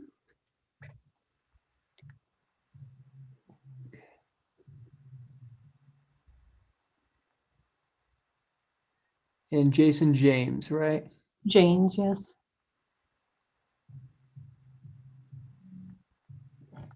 Okay, we should be good to go. There we go. Okay. Can you guys see my screen here? We can. Okay. This is an update and a discussion about the project, the 27th Street Underpass project, construction phasing, and the initial material choices that the project we developed for the project. So with that, I will let Nick Sen go from here and tell you a little bit about the goals of the project. Good evening, everybody. Can you hear me? This is Nick Sen with RAFTA. Yes. Okay. I think what we've got here is a nice rendering of kind of where we've advanced the project to. Just to Nick, just I don't know if it's you, but I'm hearing a lot of static in the background. Okay. I don't know. I don't know if there's something going on there. Can anybody else hear that, or is that just me? I can hear it too. Sounds like a stream or something. Or yeah, something. Water. I think it's my whirring computer and its fan trying to keep itself cool. In saying that, I'll try to be brief. We also have members of our design team involved in the projects who I might pass over the torch a little bit earlier, but we're just here to check in tonight with City Council to give you an idea of our progress on where we're at. We're about 30% design right now, and we're getting ready to sit down with CDOT next week to kind of review our plans with them to make sure they're in agreement and compliance. We're also here this evening kind of to introduce what we're looking at for traffic control on the project, which is a big component of these underpasses. Moving Highway 82 around is not an easy or simple task, and it's a very complex ballet that when we get around to it, it's interesting to watch. And then we also want to get your thoughts and feedback on kind of where we are aesthetically on the project. And everybody will kind of take a portion of this conversation. In general, you guys have gone through some underpass design when you did worked with CDOT on the GAB project on that underpass over by 6th Street. You know, we have some general constraints to our site that make this a little more unique than some of the other underpasses on 82, and we're just trying to work through those. Kind of what you have up on the screen is if you're looking from left to right, you can see where we've rerouted the Rio Grande Trail, and we're going to have an underpass under 27th Street and have a reconnection down the block that will connect into the driveway that goes into Colorado Mountain Express. We're pulling the trail and the crossing away from where the railroad concrete is today. So we're trying to preserve the transportation corridor where Terry has her arrow at. And then a little bit to the right of Terry's arrow would be the underpass that's going to go under State Highway 82. This will cross underneath the RAFTA corridor underneath 82 and then come out basically where the sign is for the BRT station in the corner right behind the signal pole. We'll come out, we'll have a staircase that comes up and connects in to the station platform where the bike racks are. And then we have a really long ADA ramp for ADA compliance to get into the east side of the tunnel.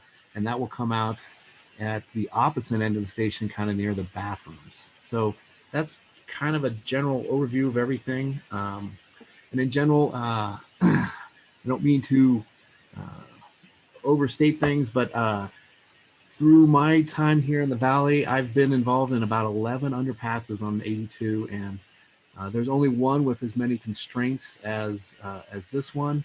And I would say that the direction we're going with our design team is doing everything to try to come out with the best outcome as possible. But we do have a lot going on the east side of the intersection with the station, the BRT station and all its buses and its bus movements. We're still trying to accommodate some of our primary users on the Rio Grande Trail who are on bikes. And then we're just trying to get the general population and pedestrians and transit users across 82 safely, and trying to get this all done in a pretty tight confine. So in saying that, those are kind of the big challenges to the project in general. I would say at our 30% design, we're about right where we need to be with our budget. We're a little bit high, but I think we have some wiggle room to make some modifications to maybe some of our walls where we're going to look at some cost savings as we go through the process. But we're about tracking right where we should be as we plan for the project. So in saying that, and saying that I have a fuzzy audio tonight, I'm going to go ahead and pass the torch to Mike Fowler, who is our project manager from SGM, and he's going to walk you through kind of the basic phasing that we have set up for the project. Thanks, Nick. Can everyone hear me? No Yes. buzzing, no wearing? No, it's much better. All right. You need to shut down like your 30 windows and your computer will cool off a little bit. So yeah, I'm Mike Fowler with SGM, the design team project manager for this project. And Terry, can you back up one slide? I think the slide previous to this was so we're going to start out with just showing you what we have in mind right now for the Rio Grande Trail detour. We know that a lot of people like to use the Rio Grande Trail, but that is kind of ground zero in this construction project. And so we are looking at having to detour that trail pretty much for the duration of the project. And so what we have in mind right now is to come off of the Rio Grande Trail at 23rd Street and follow South Grand, cross over at 27th, get on the east side of South Grand, and then reconnect to the Rio Grande off of 29th Street. So that's what we have in mind right now as far as the Rio Grande Trail detour goes. Go ahead and next slide. This slide just shows kind of the initial, what the first setup phase is going to look like, where you'd start to see some activity on the west side of 82, some temporary fill coming in, and temporary asphalt or temporary pavement to accommodate a detour. So this first, we call it the setup phase, but this is really just kind of laying the groundwork for the real first phase of construction, which is the next slide. And some of this, if you were driving up and down the corridor, when was that? About 4 or 5 years ago, when the basalt underpass was under construction. This is really similar to that project where we had 82, where we're putting an underpass under 82 right next to one of the busiest intersections in Basalt at Basalt Avenue. So similar kind of concept here. After that initial setup phase is complete, we can push traffic over onto some temporary pavement to the west and keep 2 lanes of traffic going in each direction, maintain a left turn lane off of 82 to access both eastbound and westbound 27th Street. But that would be the first phase. So we'll move traffic over to the west and build the east half of the underpass and the area on the east side of 82, the stairwell, the ramp, those features over there. So in concept, that's the first phase. You can see some of the blue arrows and the green arrows, which depict pedestrian circulation routes and also business access. Keep in mind, this is at a pretty conceptual level right now. and, you know, like, for instance, the transition, you know, transition is not going to be this abrupt coming from the temporary to the existing pavement. We kind of tried to compress this just for presentation purposes, but this is the first phase. You can go to the next slide. The second phase is just basically flipping it over, pushing traffic back over to the east and building the west half of the underpass under 82, and then also starting on the south half of the 27th Street underpass. So we'd be focused on that southwest quadrant of the intersection. Again, 2 lanes of through traffic in each direction, left turn lanes, pedestrian circulation across 27th and across 82, and then business access. And finally, the last phase, this is where it does get a little different than what we did up at Basalt, because at Basalt we only had 1 underpass. Since we have 2 underpasses here, there's a phase 3 where we work on the northwest quadrant. So traffic on 82 is back to almost normal. Pre-existing lane configurations for the most part, and we'd be working on the north approach to that north half of the 27th Street underpass. I believe that was all we had for the phasing. Any questions on the phasing?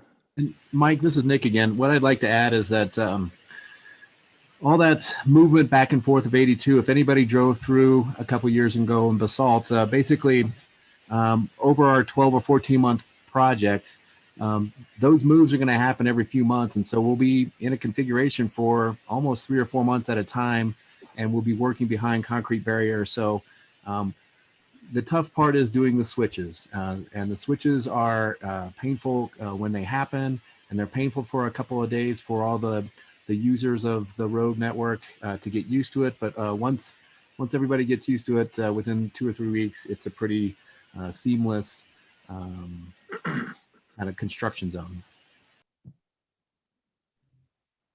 A couple questions. I might just interrupt real quick. Paula and then Tony. Go ahead, Paula.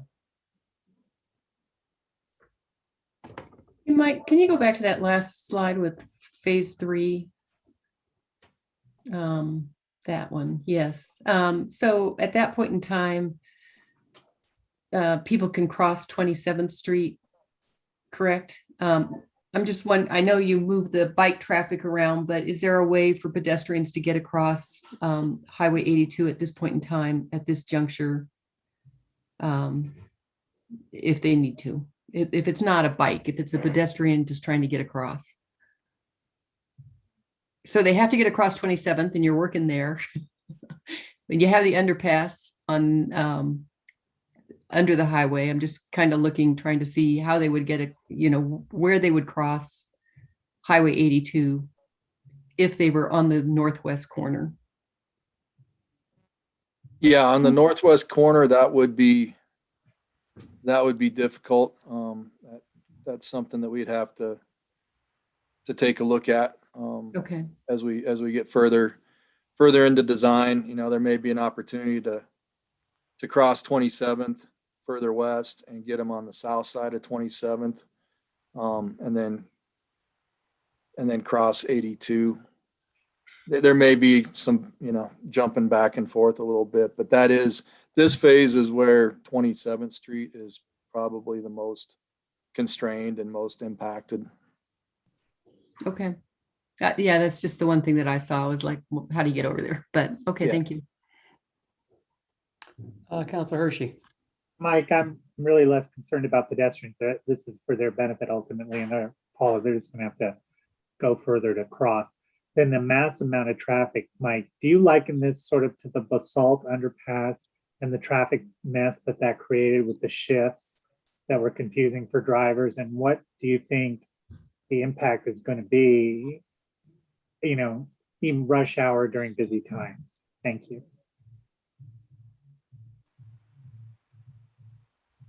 There are a lot of similarities between this and Basalt.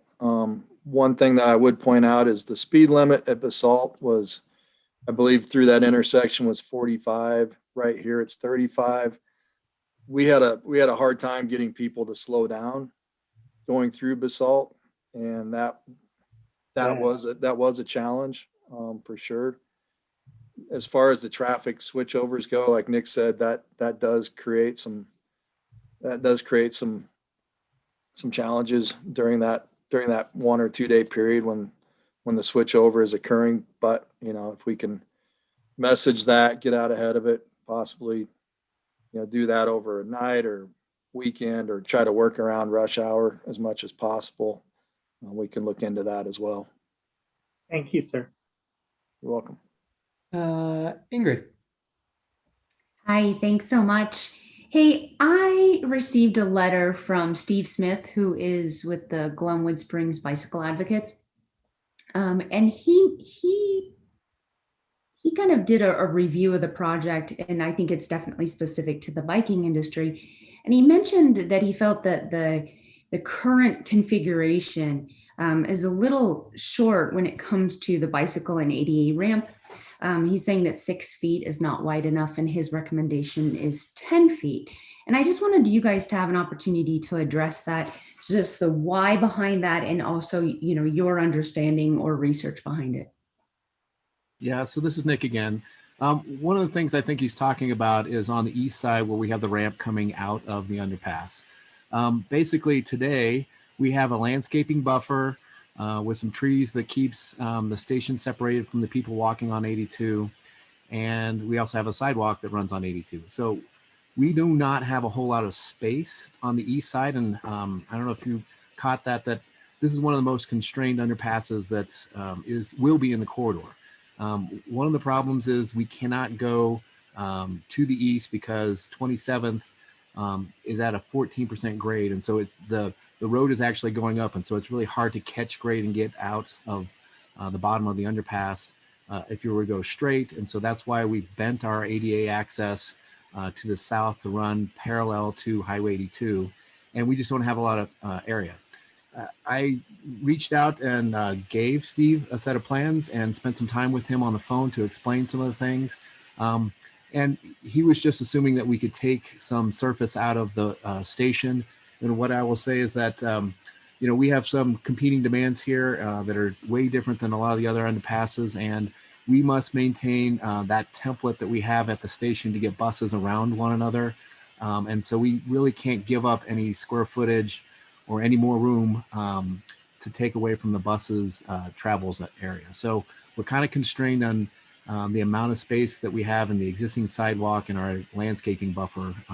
And that's why we can't get much wider with that sidewalk. Sure, thank you.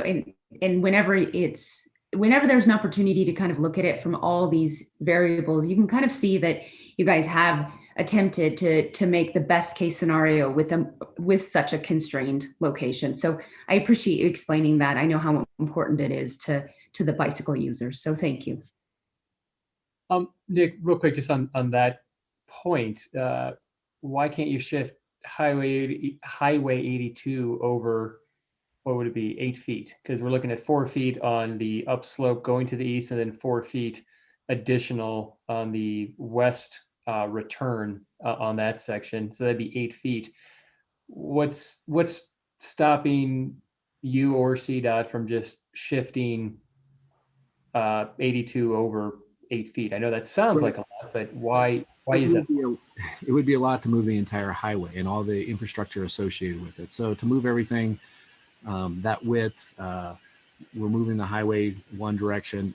That's the dotted lines that you see on the page here is probably our impact zone. And if we were to shift the whole highway, then you're doing it from a distance. You're moving sidewalks, curb and gutters, the entire highway in its width. And so you could, but that's a pretty big expense to add on to the project to get a couple of feet in a ramp. And again, I think that that ramp is it's an ADA access ramp to make sure that we're getting proper access to the underpass.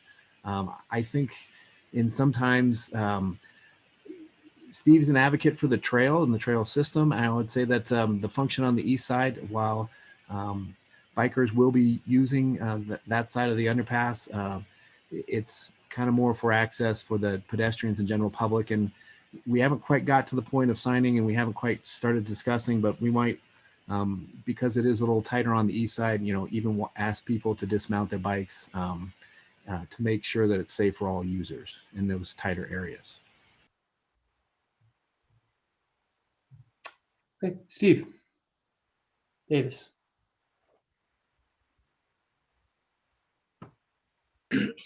Jason, to follow up on that a little bit, we all got that letter from Steve Smith, and I certainly have the utmost respect for Mr. Bike in town and his take on things. And the thing that concerned me the most about it was that possibly with that 6-foot width, you may be building a tunnel that a biker isn't going to use because he can't, he doesn't want to dismount. You can't hardly get people to do that, those things that you'd like for them to do.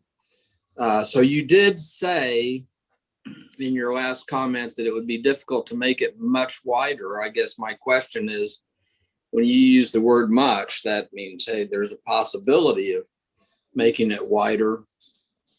Maybe you can't get to 10 feet, but it seems like if you could add anything to that 6 foot, make it 7 or 7.5, anything would be probably more beneficial to this biking public that we have in this town. Is that possible to consider?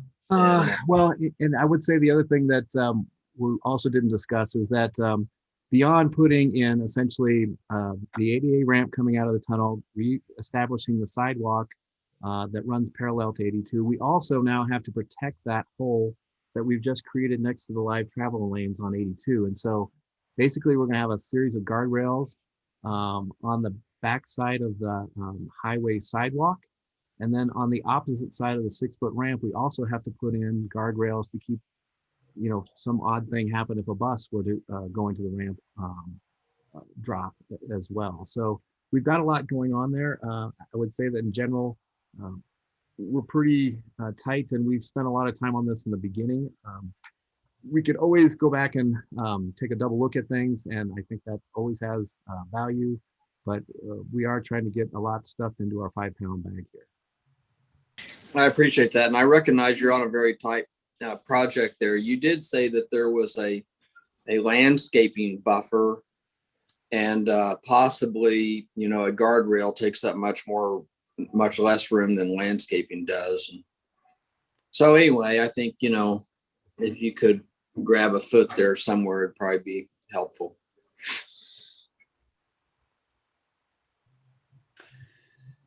Thanks, Steve. Any other questions? Shelley. I'm just curious, real quick, how wide, and maybe I missed this in the earlier discussion, but how wide is the ramp going under 82 and then or the tunnel? And how wide is it going under 27th Street? Is it the same? Those are 16 feet wide.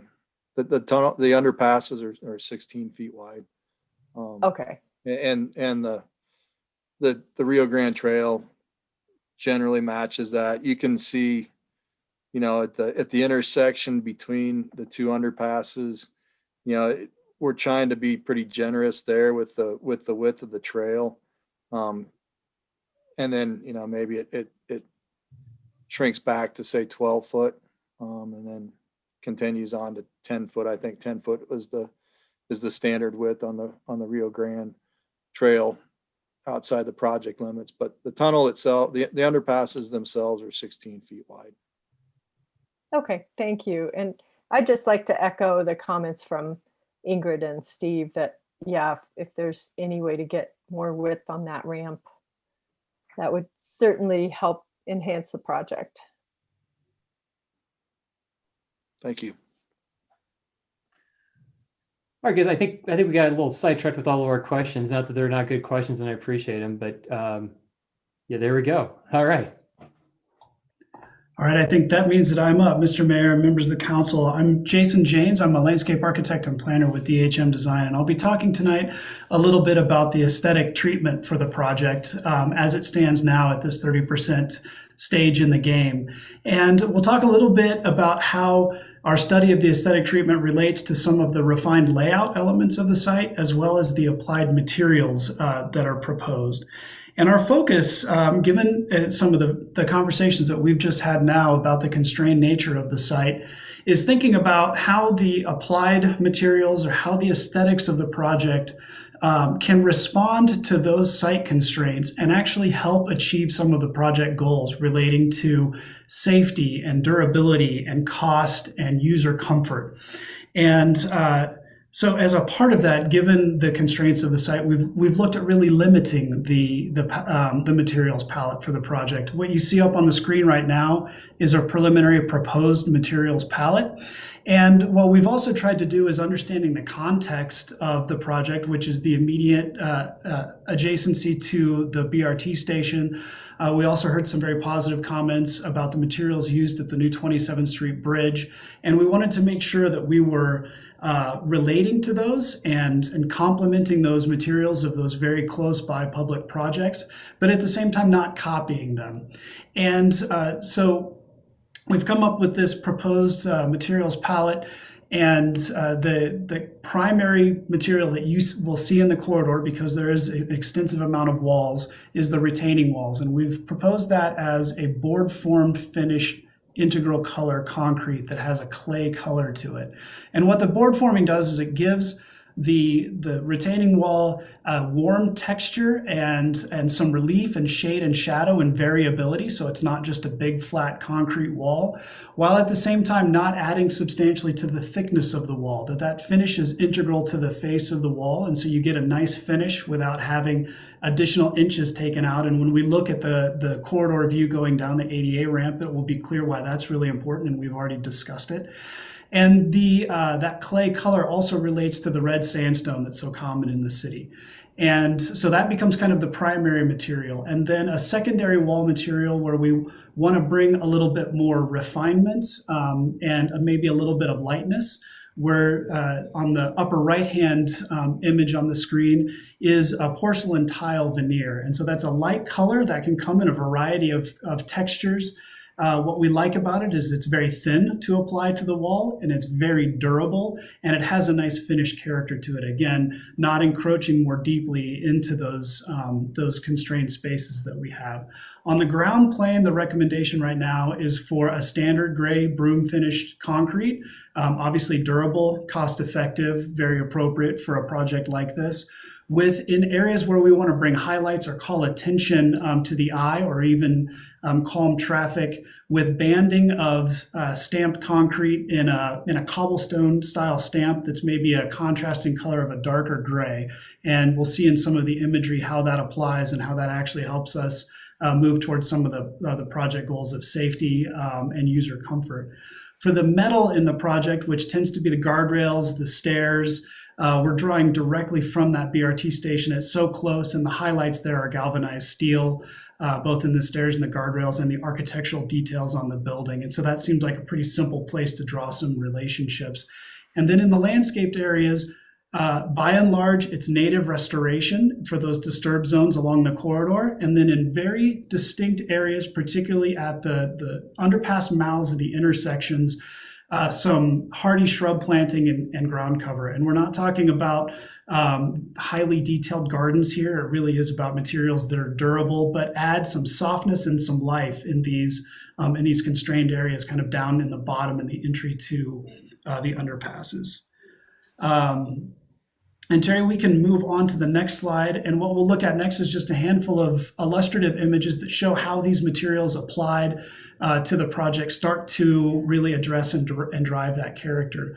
This view, to orient everyone, is looking to the north. We're on the west side of the project, so Highway 82 is on your right, and 27th Street is the crossing street kind of in the distance there. The Highway 82 underpass mouth is visible on the right, so we're looking perpendicular to that underpass, and then we're looking through the 27th Street underpass. And I'd like to point out the character of of that board form concrete retaining wall that gives it that warmth and texture where those walls get large. It also gives us an opportunity to contrast with just a standard concrete frame around the opening of the underpass, so you can see that that's coming. You can also see the feature walls with a little bit more of that refinement approaching those underpass openings and creating planters that both draw your eye to it, tell you something is coming up and you should be paying attention and without obscuring some sight lines, also create some softening down there. It's between those two walls, it's a lot of paving. We saw an opportunity to soften there. And then on the ground plane, the contrasting paving, the idea is that as you start to approach those intersections, you see that contrasting paving begin to intensify. And then at the intersection, the circles actually become kind of random feeling as you approach them, really signals you to start to slow down. And all of those things working together can help to both call attention to some of those important intersections, as well as to provide some signals that both pedestrians and cyclists need to be paying attention. Terry, you can move on to the next one, please. And this next one is a low-level aerial over the southeast corner. And so this is kind of looking towards the Carpet One building. Off the image to the right and not visible is the BRT station. And right in the center where we're digging this large hole is where that steel cutout RAFTA sign is at the corner of 27th and Highway 82. And a couple of things here. This has to do with really looking closely at the layout of the project to take advantage of some of the leftover spaces. You can see this is really pushing out as far as we can get it to the edges to open up that lower area and let as much daylight down there as possible, create as much visibility down into that space as possible, using things like the perforated steel stairs that are light in their character, as well as focusing some of those feature walls and planting down in the bottom to create a sense of softness. It effectively becomes a plaza down there, even though the whole intention is for people to move through it. Terry, you can go on to the next one. This image is obviously an extremely important view. It is looking from the south at that southeast ADA ramp. And a couple of things that are important to point out here is the proximity of Highway 82 and the attached sidewalk, the attached sidewalk on 82, and then integrating both the guardrail for safety, for the CDOT specifications, vehicle protection, as well as fall protection for pedestrians, as well as snow throw protection, which we know is extremely important in these underpass projects, into as narrow a detail as possible so that we can keep from encroaching into those already narrow spaces. This is also a good illustration of why we've not suggested doing an applied veneer on these structural walls, that having that the finish of the wall be a part of the wall itself keeps us from encroaching even further into some of these constrained spaces, as well as the arrangements that are taking advantage of some of those leftover spaces. Gives you views down to the bottom of that planter wall with a little bit of the green life, and you can see the daylight that's being allowed into that low space down in the bottom. So all very intentionally and very carefully done to make sure that we're taking advantage of those spaces and working towards some of these goals, trying to turn some of the challenges into opportunities here. And then Terry, I think we have one more image, and this is standing essentially on the landing of the access stair. So now we're looking to the southwest and we're looking at the 82 underpass. And a couple of things that are important here. Again, you see the contrasting paving, in this case, spilling into the underpass tunnel, really trying to create a connection here, making use of those feature walls to create a little bit more refinement and character down in the bottom, and then taking advantage of that space that's just inside the landing of the stair to create some softened, some life, some green planting. That's visible from all the way at the other end, from the west end of the 82 underpass. So again, as you're looking through that, you see the daylight, you see the green life. When we're doing these underpass projects, we really do try to create as much of that open view on either end as possible. It's not only attractive, but it also creates that sense of safety and openness, and it makes it a lot more comfortable to use. And so that's been very important as we've been looking at it.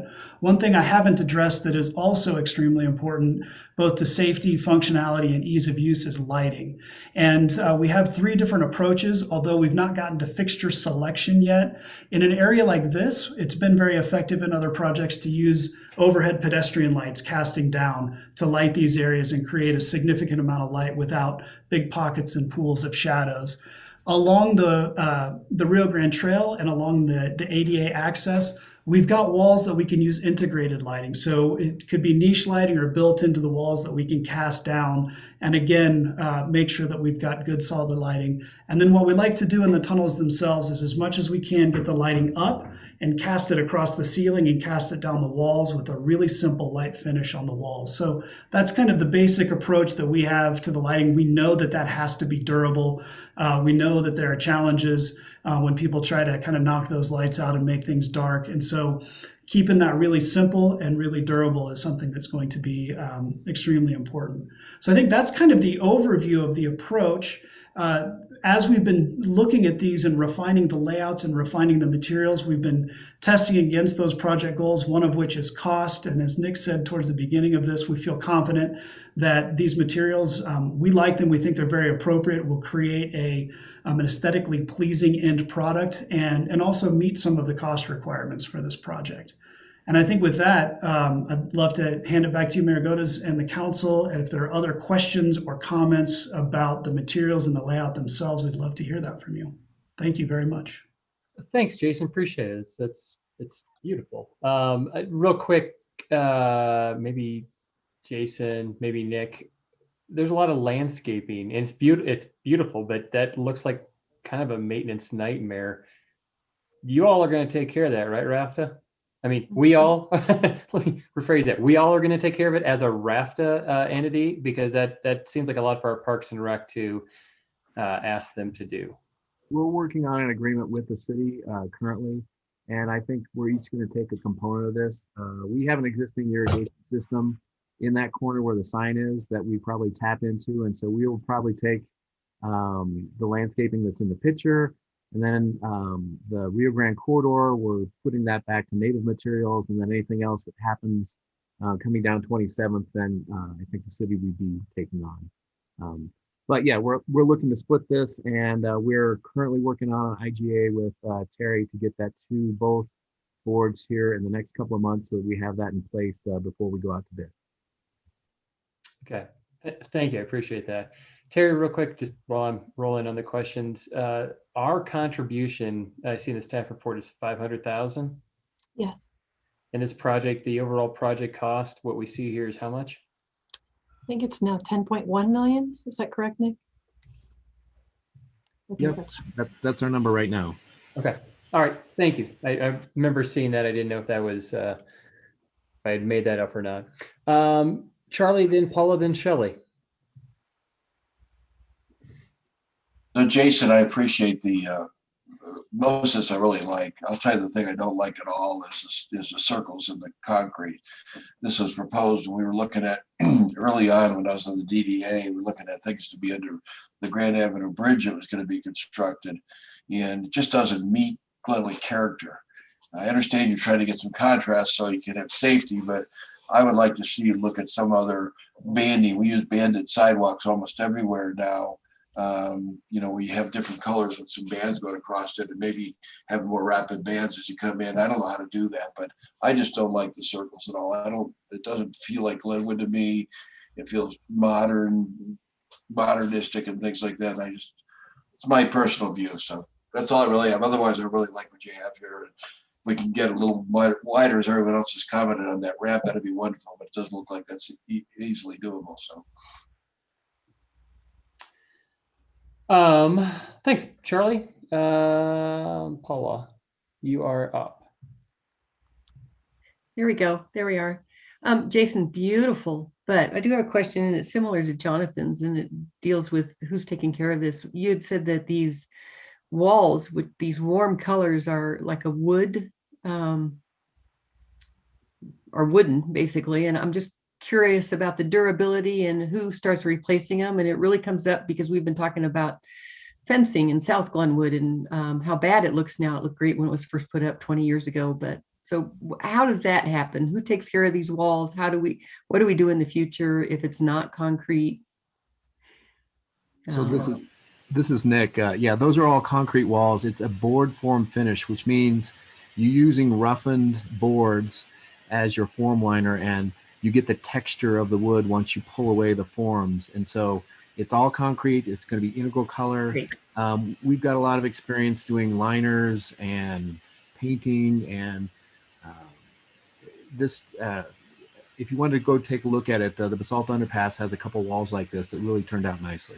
Okay, my misunderstanding. That's what I heard. I was like, wait a minute. So, but it looks beautiful. Thank you. Shelley.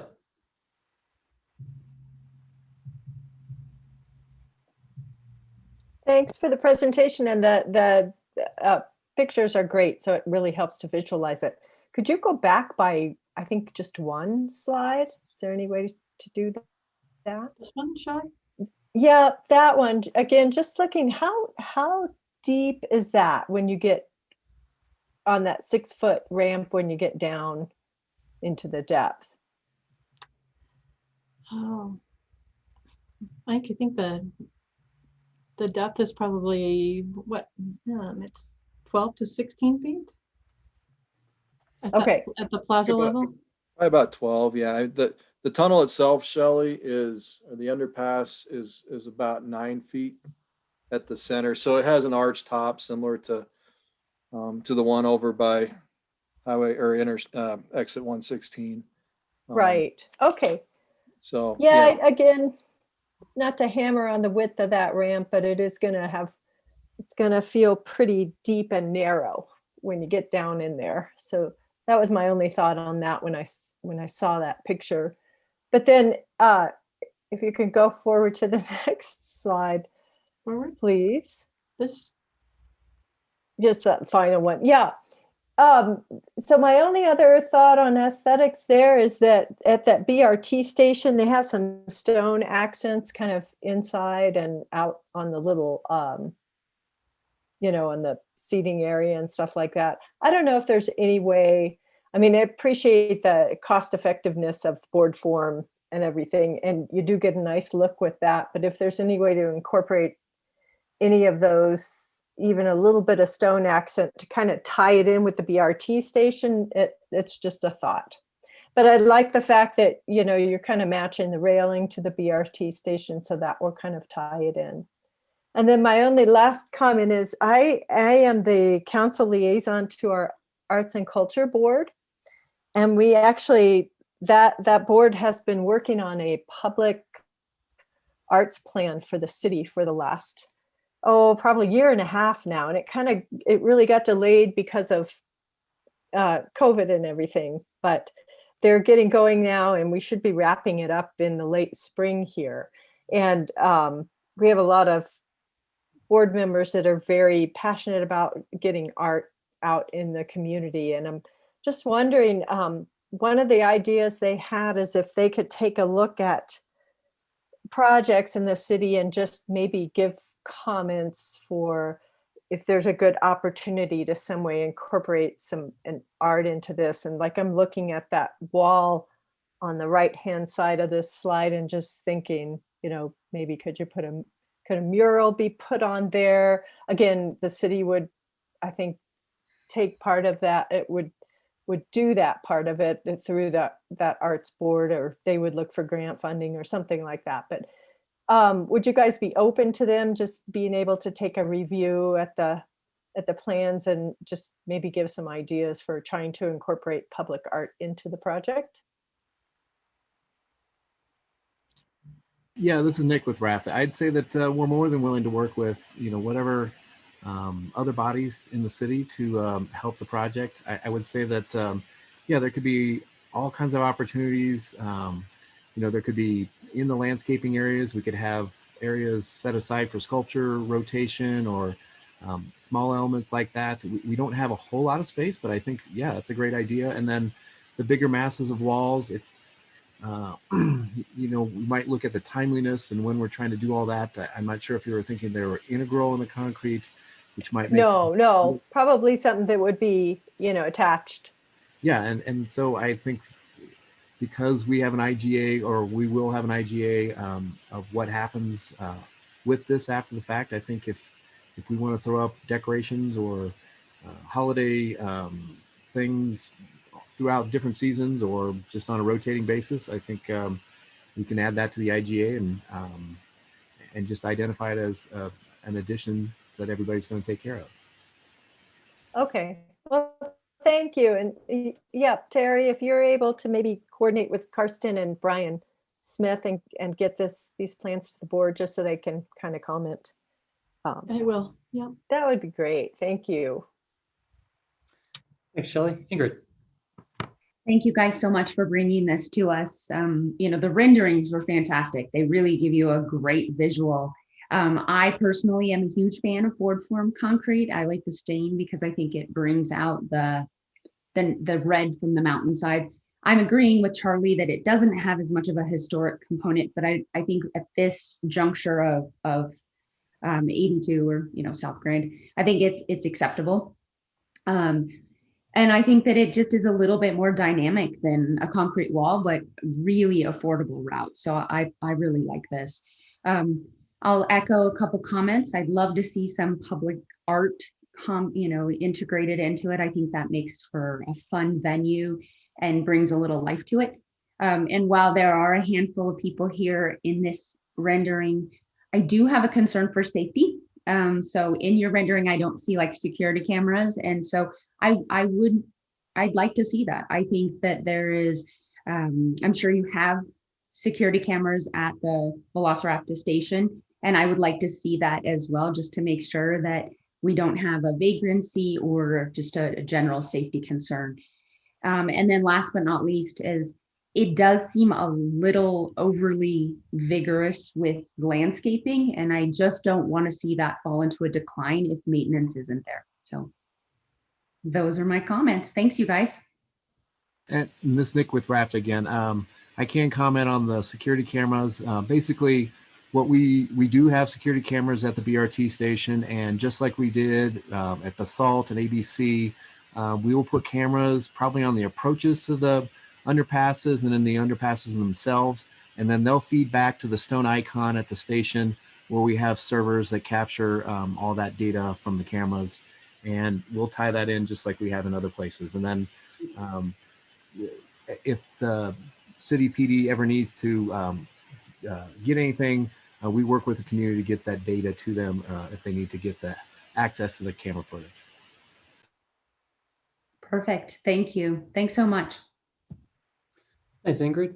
I'll keep my comments brief. I can't disagree with Charlie more, respectively.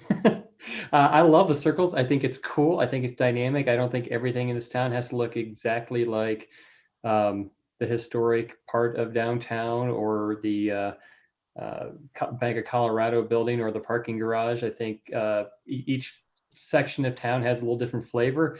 I think this is a big upgrade because it's surrounded by Carpet One, Alpine Tire, a brand new Rafta park and ride, and Walmart. So I think this is a place, if we're going to get a little funky and not have to have a template of just brick and pavers, this is, I think, an appropriate place for it. I like everything. I just pulled up a Google map, and there's 8 feet of paved shoulder right now. Sorry, I'm getting some echo here. I'm going to mute some folks, mostly Terry. Sorry. There's 8 feet of paved paved, I guess, asphalt shoulder on the west side of this project. So I don't know, in order to get more width out of that sidewalk, that ADA ramp, that you would have to do anything more than maybe shift some lines. I don't think we're probably talking, and I just muted Terry because I don't want her to really contradict me, because she's going to talk to me about all these retaining walls you have to put up and everything. But please look at that. That's a big problem for me, because I know what people will do. I know what I will do. I will take my e-bike, which is heavy, and I will ride up there thinking, no one's going to be coming down here. There's not going to be that much traffic on it. My road bike, I will take up the regular stairs, but that's going to cause user conflicts, and people who are not even as good as me are going to ride down that ramp at a high rate of speed, and we're going to have accidents. I think it's really, really important to find a way to carve out. We're already going to be mobilized there. We're already going to be taking out the curb and gutter. We're already going to be on both sides of this. There'll never be a better time to do it or to contemplate it. So I would, that's a big sticking point for me as a bicyclist and somebody who commutes by bike to have that only 6 feet. I think there's ways we can carve that out, and I'd really encourage you guys to put pen to paper and figure out how to do that. Any other comments or questions? Okay. I'll open it up. This is a pretty major design. I'll open it up for any comments from the public or other staff. I see Gary's there. Our chief of police is there. Laura Kirk is there. Anybody? Park and Rec Director Brian Smith. Ricky, do you have any comments on this? You don't have to. Just practicing. All right. See no public comment. Oh, there we go. Chief Darris. Thank you. And I muted you because my fingers are fat. There you go.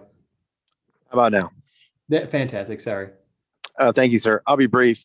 I would just like to thank Councilor Wuso for her concerns and considerations to the cameras. That's very integral to what we do. And looking at experience from some of the other undercrossings we have in town, we've had significant amount of vandalism and damage to the lighting. So one of the gentlemen talked about lighting in the tunnels, and I think that's a very critical piece for us because we're finding there's a lot of damage there, and it's hard to manage those walkways at night, particularly with limited resources. So the attention that would be paid to that would be important to the police department. And then the overhead lighting as well, they talked about that would illuminate that plaza area would be something that we want to make sure remains as part of the project as well.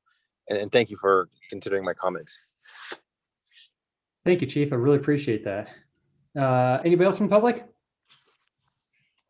All right. Thank you very much. Or staff. Nope. All right. This is just a presentation. No action is being requested or we're not taking. Thank you very much, Nick, Jason, and I can't remember who else presented. It was so long ago. I appreciate it. This looks absolutely beautiful. I'm sure as things get to 60% design and beyond, we'll have you guys back. And do we know when this is anticipated? Maybe it was said and I missed it. When is this anticipated for breaking ground? So this is Nick again. Our target is that we would like to have this out to advertisements this fall. And so we're probably breaking ground September, October timeframe this year. We have a few CDOT hurdles to cross to get our design reviewed and approved. But that's our target date. And again, if this mimics some of the other underpasses, we're probably looking at 12 to 14 months of a construction period. Okay. Thanks. Any other comments, questions? All right. Well, thank you very much. Thank you for the presentation. I hope they show those pictures in the paper tomorrow because they're really pretty. Next item number 19, our Deputy Fire Chief, Ms. Figueroa. Thank you. At a couple meetings ago, a special meeting, we asked for permission to hire a deputy fire chief. You guys asked for us to bring back a budget amendment. I think we would prefer, if we could, to do that budget amendment in April when we do kind of true up the budget for the year. I would like us to have permission to go ahead and advertise. Finance is comfortable that we do have the funding to do this. When we do that larger cleanup of the budget, we'll budget $90,000 for this position for essentially half the year. I would move that. I'll second that. Oh, I wanted to second it, Jonathan. I'm on the fire board. Sorry, Tony, you gotta be a little quicker on the button. I hit the button. All right, you're just asking for guidance. I think at this point, we're not necessarily needing a formal motion. Is that correct? I think it would be lovely if you guys would go ahead and vote to give me permission to add the FTE right now. Okay.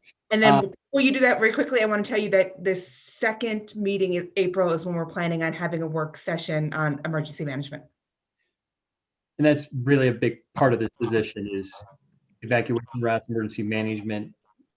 Great. And at that time, we will lay out, we've been working very closely on a regional traffic plan to deal with when the highway has to close due to the Grizzly Creek fire. So just FYI. Great. All right, it's been moved by myself. Sorry, Tony, I muted you. I was getting a little feedback. Now I'm getting feedback again. Thanks, I appreciate it. It's not because I'm muting you, I'm just muting your audio feedback. Shelley, question or comment? I just wanted to thank Deborah for getting this together so quickly and bringing it forward, because I think our emergency management and planning in town is really important, especially with some of the latest fires we've had over the last few years and the traffic backups that we see when things happen quickly. And I'd just like to know that all the emergency services and CDOT and everybody is very, very well coordinated, and we've got good plans when we have chaos hit like that, some kind of crisis. So thank you. Tony, go ahead. Thanks, Sean. Can I talk, or are you going to mute me? I didn't mute you. It's the feedback. I know. So I will tell you, as a representative, this council's representative of the fire board, they're very supportive of this. It's really an important position. I appreciate Deborah getting on it so quickly. As Shelley said, there's a lot of things going on, and it's helpful. I don't like to expand or make government bigger, but this is, I think, is a crucial position that will be well worth the money for safety, and I think ultimately efficiency as well. So thank you. Thanks, Tony. So I believe I have the motion. Charlie seconded, or I'm sorry, Shelley seconded it, just a hair above Tony. Ryan, let's call the question.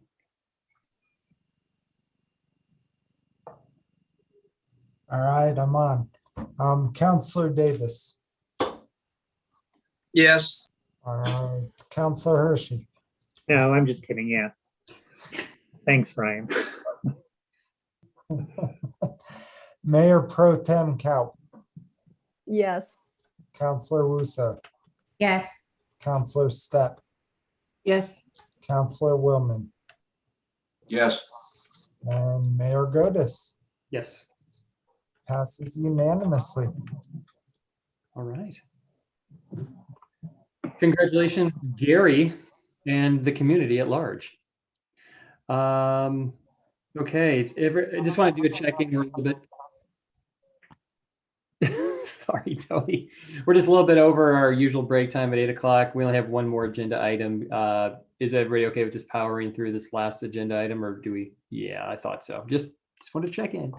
All right, next item is item number 20, fixing American Surface Transportation Authorization and 2022 appropriations. Deborah.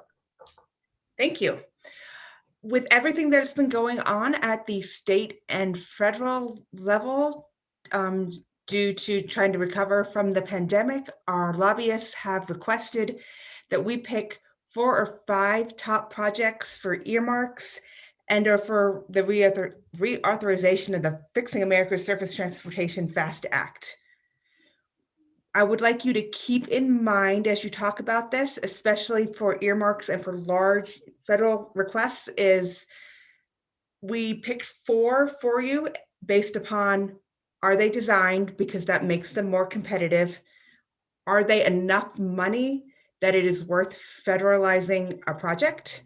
Because say if you federalize a sidewalk, it might cost twice as much to build it as if you had not, right? So we want them to be about $2 million plus, and you want them to have some kind of regional or citywide impact, right? You want them to be something we can sell.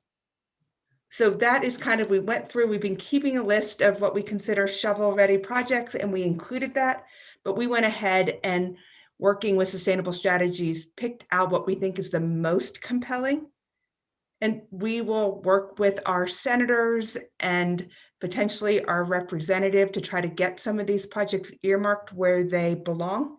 And sometimes that means for Southbridge, like we knew Southbridge was an easy one to go with. We'll put that in as many categories as we can to try to get as much. So, I mean, it won't be like a normal grant process, and earmarks, the process has not been fully laid out yet, but we will stay on top of it. and we will push projects. So with that being said, we're recommending Southbridge, the Lover project because of its regional significance and the fact that it is getting designed. Our water sewer improvements, so anything we could go after there. And then 8th Street widening. We just have, I know everyone enjoys using the 8th Street connection, but it is a temporary connection that doesn't have full sidewalks, and it was always intended to be redone. It was just what we did during the Grand Avenue Bridge project. So with that, yes. I believe, and if Gretchen's on the other line, I believe there's a whole lot of requirements actually that we have to do that was negotiated with that right-of-way acquisition, and we have not done them. And I can fill you in on that. Yes, we are supposed to put in a statute according to our historic mitigation and a sign. And then if we do a project that has retaining walls, it is supposed to have train themed retaining walls.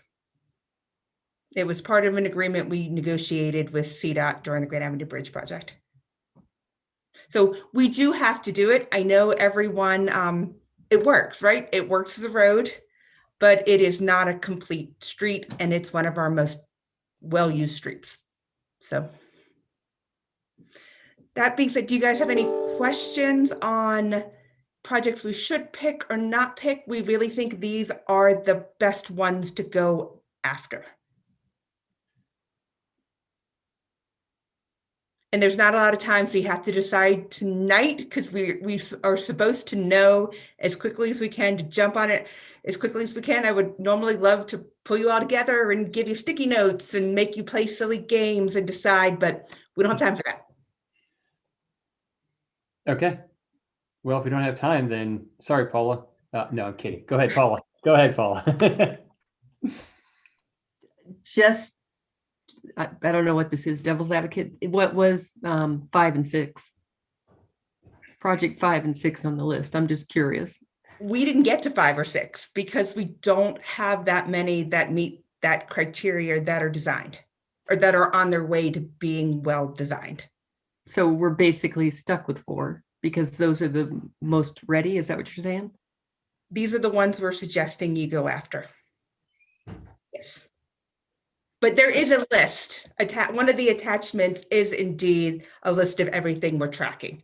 And I want to assure you, just even if you don't pick it as a top priority, it's not like we're tracking them on a list, right? We're still moving them forward. We'll still try to fit them in as other grant funding opportunities come up.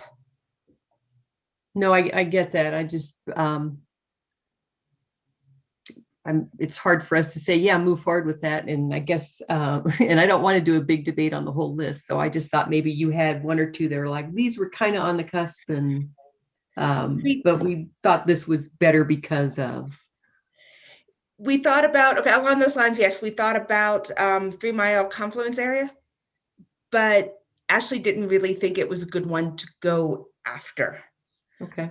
6th Street landscaping, we know that the 6th Street project, we know that's critically important to council, but it's not yet designed. So it's not something I think we should earmark, right? We got an earmark for Southbridge 15 years ago. So, I mean, we want things that we can implement quickly because that will make it more compelling. And I understand that. And just those 2 examples were great for us to kind of consider what we're kind of not doing and why we're not doing it. So thank you. Thanks, Paula. Ingrid and then Councilor Davis. So with this, what I'm hearing you say is that this type of funding, our partners are saying these are the most viable and likely projects to get funding. Even though I'm looking at our list and we've all talked about maybe there's some that have a higher priority and or there's some, I saw, some are at 160% or 180%, and you're saying Lova Trail, which is at 60% of status.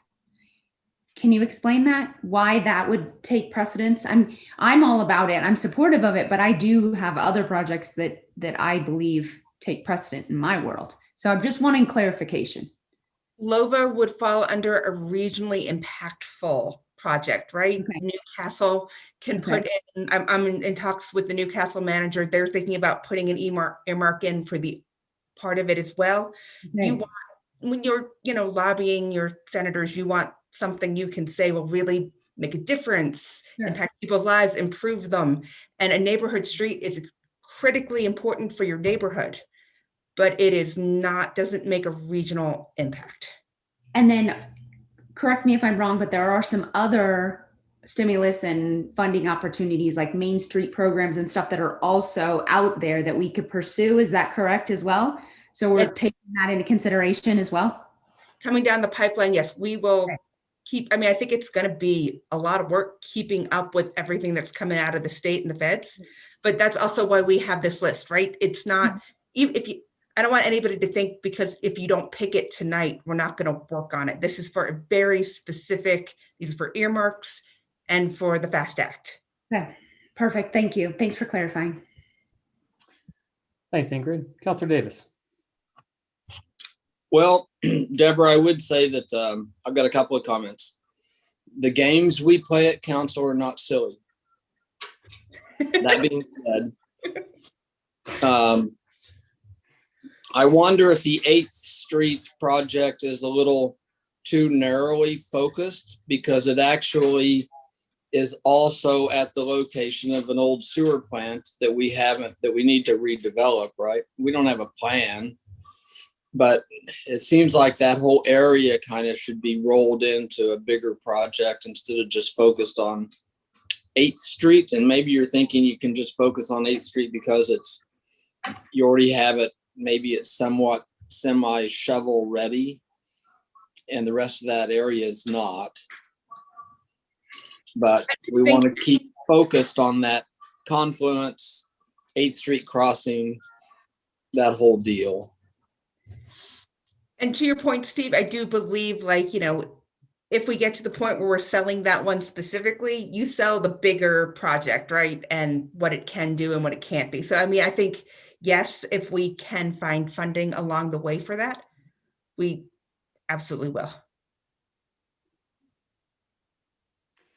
All right. I think by Councilor Davis muting himself, though, his comments and questions are done.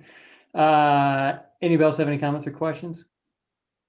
Okay, I'll just say that I agree with Councilor Davis. If we could broaden that up a little bit to include, we're going to have some green public park space at some point, I hope, in that confluence. And so if that scope could expand slightly, that wouldn't be bad. But I think your list is great and you have good rationale, and you've worked with our grant writer and Sustainable Strategies, who they're the experts at getting this stuff. So it sounds like I'm hearing everybody.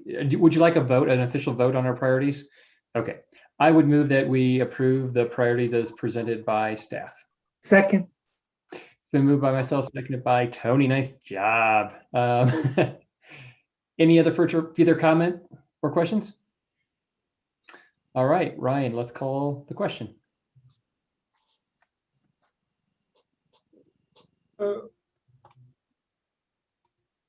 Working on it. There we go. Councilor Hershey. Yes. Councilor Stepp. Yes. Mayor Godis. Yes. Mayor Pro Tem Kaup. Yes. Councilor Willman. Yes. Councilor Wusso. Yes.